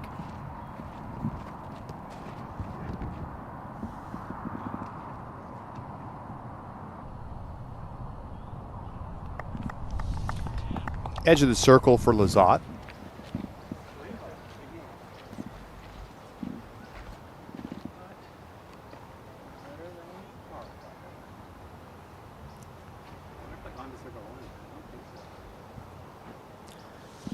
Not too shabby from where he was. It's a big shot up the hill. We saw how hard Paul had to throw it to get up there, even with being across and pretty far up there. Now Dickerson from the bottom of the hill, he's going to have to throw 100% power, 90 to 100% power. He's got to trust this footing.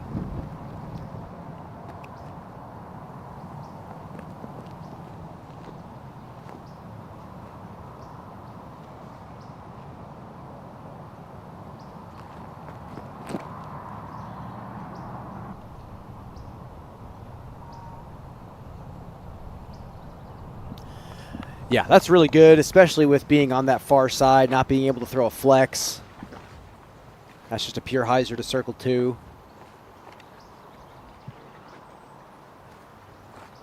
We saw how many times Calvin went out of bounds today. I mean, it's very possible to have a day like that. I think just putting it in play, giving yourself a circle 2 look is just fine.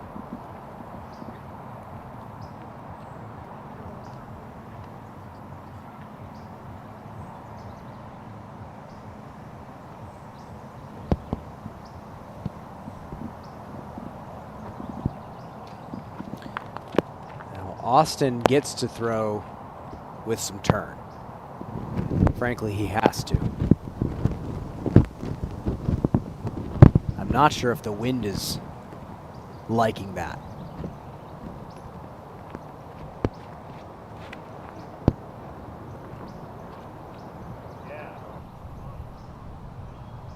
Doesn't matter. Fantastic. Doesn't matter. What a shot.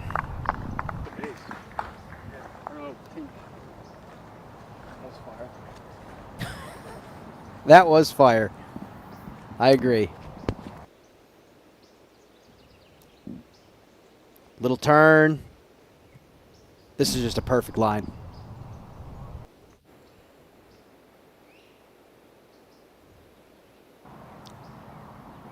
Very nicely done. It's a thing. You're out there on tour. I've seen time and time again lefty players go up to people like Nathan Queen, Austin Turner, Chris Clemens, and say, hey, I'm a lefty too. I know what it feels like to not get to take lines from the rest of your card mates. And it's definitely a little micro community in this game. A lot of people polling for Austin.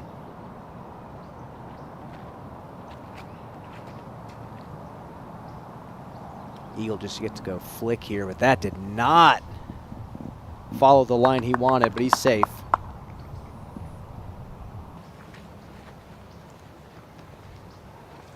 .35-footer coming for Eagle.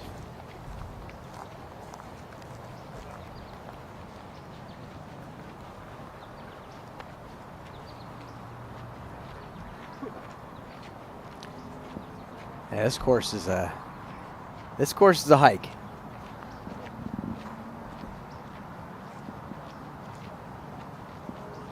Well, let's throw it back down to Grant. 2 times around the course today for you. How are you doing, and how would you assess the disc golf we've seen today?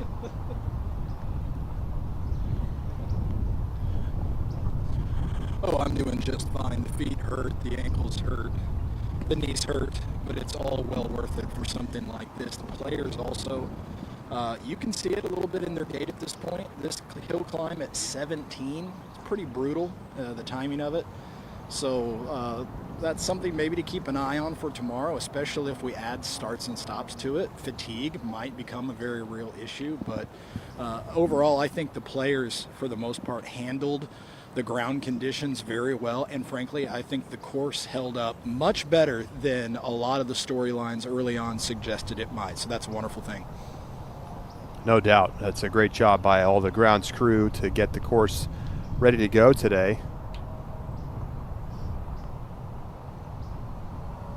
And Grant, appreciate you for walking this course twice today. Get ready to do it again tomorrow, my friends. If you need me to make the trek out there, just let me know, Grant. I can sub in. Dickerson comes up empty on the birdie bid.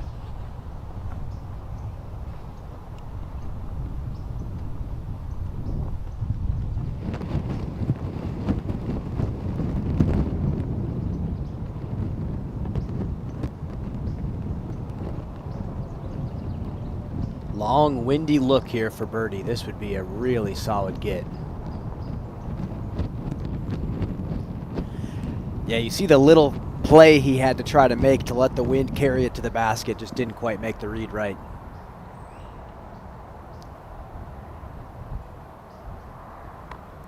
He's got to putt this high with this crosswind.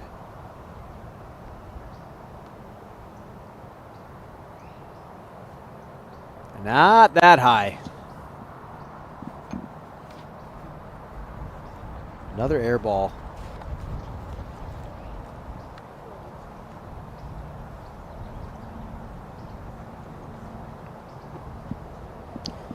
And now more work.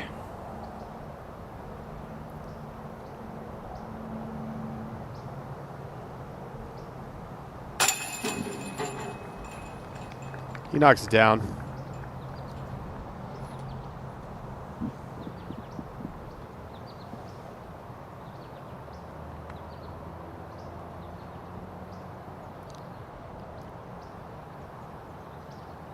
Turner to get to 7 under within a shot of the lead.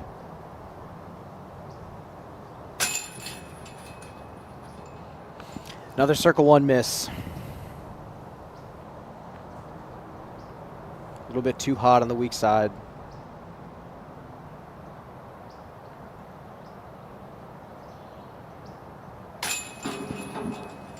Chris in for par.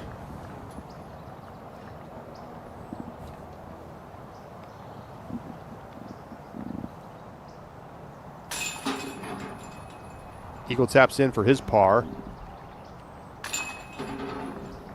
And Turner be a little disappointed with that par, but remains at 6 under. Still thinking about it. Well, so I know it doesn't mean a lot to them, but to us, who we get to watch playing disc golf together tomorrow, right now, Austin at 6 under. Eagle with the birdie on 18 can get to 6 under. He's got a lower PDGA from Austin than about 20,000, so he'll get the bump ahead. Paul's also at 6 under. He's got an even lower PDGA number.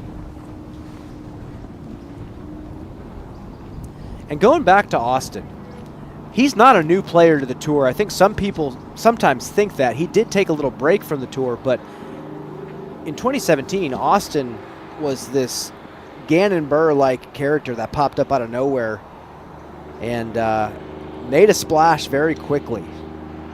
And just to see him back, making the charge, almost feeling like he has to start from scratch as a touring player. It's just great to see the resilience from a young player like Austin. Well, it's basically get the birdie and make the lead card for Austin. And if he doesn't birdie, then it'll be Macbeth with the lowest PDGA number of the guys at 6 under who will be on tomorrow's lead card.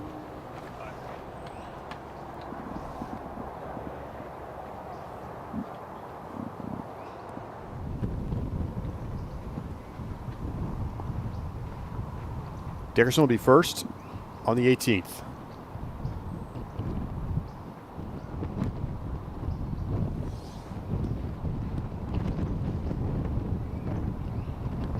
It's been blowing off to the left all day.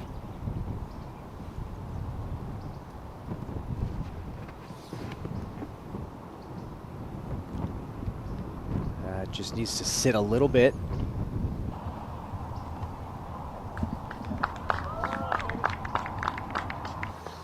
Money.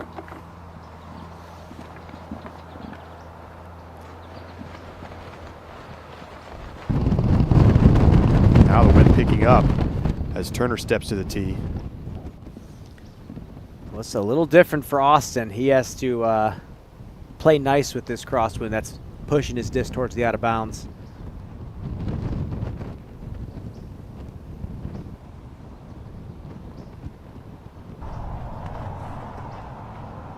Takes a big skip and clips the tree, but he'll have a putt from circle 2 if he wants to go for it. Some players get real fired up making the lead card. It's just a psychological thing, knowing you're the big man on campus, you're there competing for the win with the leader on your card.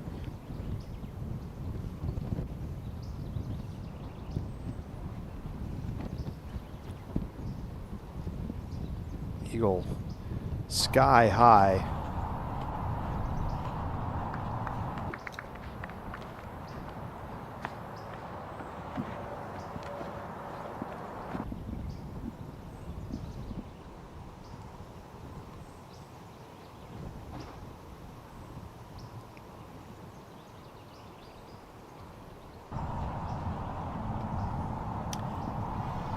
There's a finish. There's a finishing shot from Simon. Ooh, Tony Hawk's Pro Skater, not too shabby. 50 points right there. Chris Dickerson, 69 wins in Tennessee, and easily the most all-time. He also has 101 out of 102 top 10 finishes. I told you he likes to be home, Charlie. He's been very open about that. And he's always played well here at the Music City Open. All right, so I'm going to ask you, what's the one event in Tennessee that was not a top 10 finish for Chris Dickerson? It's an impossible question to answer. No one is going to get it. If you get the year, I'll give you the credit. Brian, you want to give it a shot? I looked at your computer on accident. I'm not going to answer. That's cheating. Put your guesses in the chat. The Volunteer Classic, October 2014. He finished 11th. That's going to haunt him. It still does. Look at him. Will Schusterick won that tournament. Well, at this rate, it'll go from 4 to 1. We'll see if Chris Dickerson can go for another victory here this weekend. Well, look what we said on 14. Just get out, get up and down, finish a decent round out. And here he is. He's done exactly that. Eagle lays it up. He's going to tap out at 5 under on the day. Solid, but it felt like he was a few shots away from having a very good round and being at the top of the leaderboard. Gave us a couple of highlights along the way. I mean, maybe the biggest shots of the day. This is scary putt here for Turner for a spot on the lead card.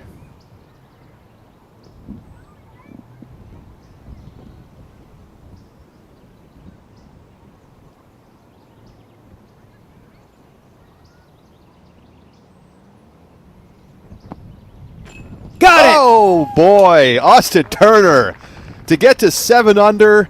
He's one shot off the lead, and he'll be on the lead card in round number 2. The mustache plays, Charlie. It certainly does. What a day for Austin Turner.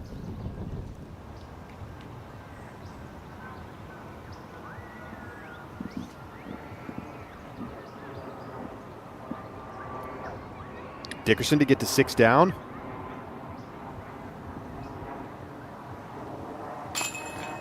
And he's in.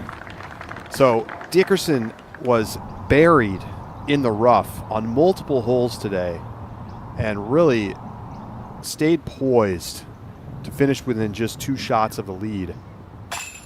Simon in for birdie. Not his day. He finishes at even par. I got to say, that is Chris Dickerson's calling card. I've played multiple tournament rounds with him where you feel like he's not having a good day, and then somehow he's 9 down.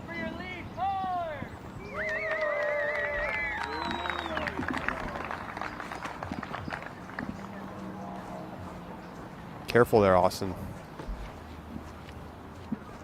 Don't want to turn your ankle heading into round 2. Here it is one more time. The putt to make the lead card. OB behind. This is Austin's bread and butter. He's got that little hop step putt from shallow C2. He's got multiple stances. He's really, really good at that shot. Well, a very interesting day here at the Music City Open. At times yesterday, it wasn't clear whether we were even going to be able to play disc golf out here today with some of the flooding that we saw earlier on, but they managed to get it playable, and ultimately we didn't even really have any rain today. Maybe just a sprinkle there, just for the rainbow. Just for the rainbow, and shout out to Grant for letting us know because we really needed that. It was a tough day, and it's been a tough week for the disc golfers, hearing all of these weather forecasts coming in, having to take shelter, having actual tornadoes touch around them. Yeah. To actually playing a full day of disc golf, and I think that's just great. Sad that the match play got canceled yesterday, but I thought it was a really eventful round today, and we saw some players really lock in. Yes, it was chaotic, but that's what you get with 25, 30-mile-an-hour gusts. So you got Ricky and Isaac at 8 down, Austin Turner and Gavin Phillips at 7 down. A very unique mix of players on the lead card for tomorrow. Well, I will say, we know a lot about the other three, but Gavin Phillips, great player from Florida. We saw the forehand on 17. That's likely what got him that 7 under par. If he can keep throwing those solid sidearms, we might see Gavin Phillips stay with the lead card, but it's a big stage for him to be on, playing with some heavy hitters. And Austin Turner, the rest of the field respects him as a heavy hitter. I think a lot of people are expecting him to be here. All right, well, we're going to take a quick break. When we come back, we'll hear from Austin Turner, and we'll break down this round number 1 inside Tournament Central. Stay with us.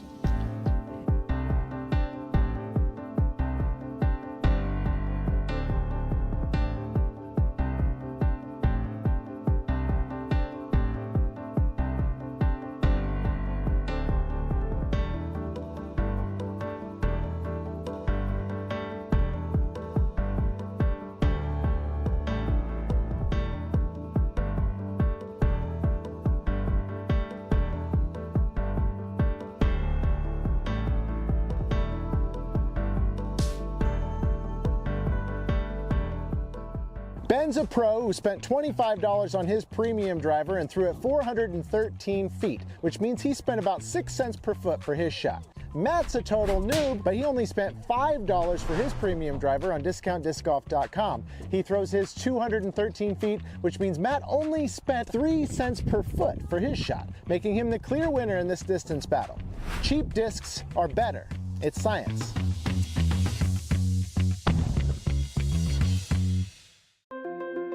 EDGE is a nationally recognized 501c3 charitable organization. What we do is we empower the teachers with complete programming along with the equipment and a standardized curriculum. So you have a one-stop shop for teachers and youth educators. That's really what EDGE is. It makes everything simple for the teacher to get involved with disc golf. If we want disc golf to be recognized, we need to introduce disc golf to the youth.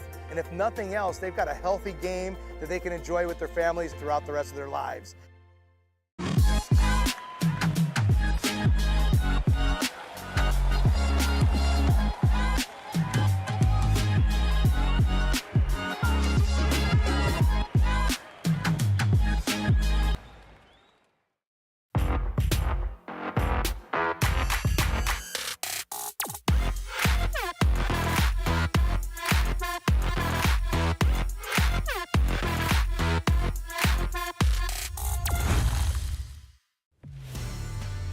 If you design,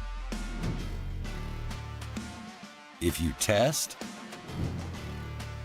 if you manufacture, there is only one technology partner you need. TriMet Group is the leading provider of design, engineering, and manufacturing solutions for thousands of companies across North America and Europe. Innovation starts here. TriMetGroup.com. Your membership dollars have a huge impact on the growth of the game of disc golf. The PDGA uses membership dollars to provide and aid disc golf as it spreads across the globe. From tools like the PDGA app and Tournament Manager, services like the TD Helpline, and grant programs that support the growth of disc golf globally. Your active membership also brings you access to select member benefits, including free and discounted access to the Disc Golf Network. So sign up today, and we'll see you out on the course. Great news! UPlay and the PDGA share a mission to provide education and support for healthier lifestyles through the sport of disc golf. By joining the PDGA, your membership dollars are directly at work for these amazing programs, introducing and producing disc golf players all over the world. Support our programs by joining the PDGA or donating here.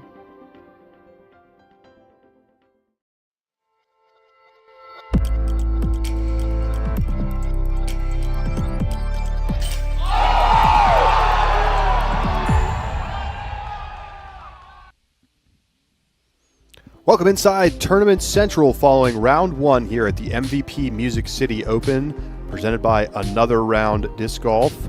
Ricky Wysocki and Isaac Robinson share the lead after round 1.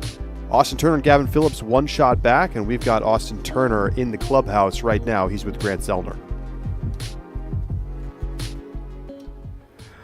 Austin, a 7 under par effort, the only lefty on the card. I want to start right there and ask you what it's like having to get around a course. You can't get a read from any of your card mates. So what was it in the preparation that set you up to do so well today? Yeah, I feel like this course sets up pretty well for the lefty lines. A lot of left to right moving shots. I feel like all you got to do is just execute that little bit of hyzer on them and should be right in the fairway every single time. But yeah, I mean, I'm used to it, you know. I play with AB and Adam all the time, so I get no win reads, but my game plan was just to put it in the middle and try not to take any too big mistakes out there today. There was a lot of concern going into the day about the condition of the course. My eyes only caught one significant slip. You are out there proving that the course is maybe a little bit better than feared, and if so, how well do you think it'll hold up if we do in fact get more rain? Today was pretty good. I think there's a couple holes that are just pretty damp. But having that standstill will come in clutch on a lot of those kind of up shots and farther shots. Hopefully the rain will hold off, but got to have good shoes out there to be able to play well, you know. The guys in the booth having some fun saying the mustache plays every time you made a long putt or something toward the end of the round. I didn't realize there's something significant to that. That was a this morning thing, yeah? Yep, I try to do it like every 3 weeks. Just change it up, you know, do something different, make the people happy. Especially being on camera today, I wanted to show it out a little bit. It's a strange question to ask given that you are amongst the leaders, but I need to ask it. Any changes in your routine and your preparation for tomorrow? Nope, same game plan. Put it in the middle, make the putts. Missed a couple out there today, but you know what? We're on lead card tomorrow, so I can't complain. Happy to be on lead card. Did you know that last putt was for that? Yeah, I did. I'm not laying it up. Gonna try to put it in, and luckily it fell in. Luckily it fell in. No luck about it. Austin Turner in great shape heading into day 2. Boom. All right, well, let's take a look at some of the highlights from round number 1 and what we saw from Austin Turner.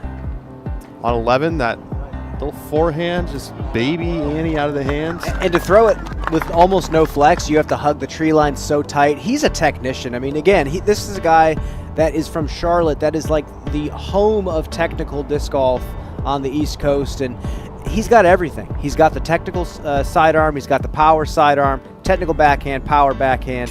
This is what fails him sometimes, is the putter. He's a great thrower of the disc.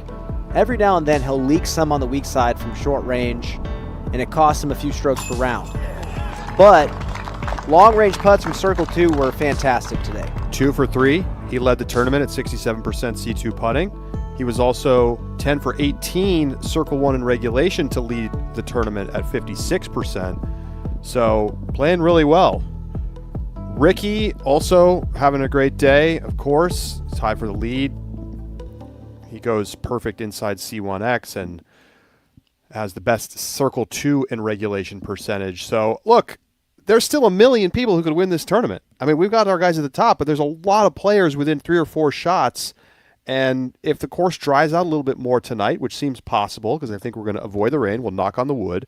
I mean, look, down this top 10 leaderboard, everyone is at 6 under or better. I think it's who's going to go home with an open mind tonight and realize that you might get some bad weather. Something might pop up that you might not see in the radar or something that you see in the forecast. You have to be ready to adapt.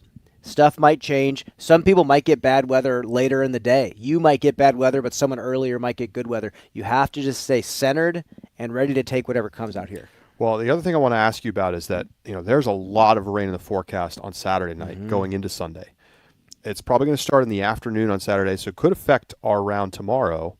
But assuming we don't get thunderstorms, right, just rain, there's still a chance that could cause problems on Sunday.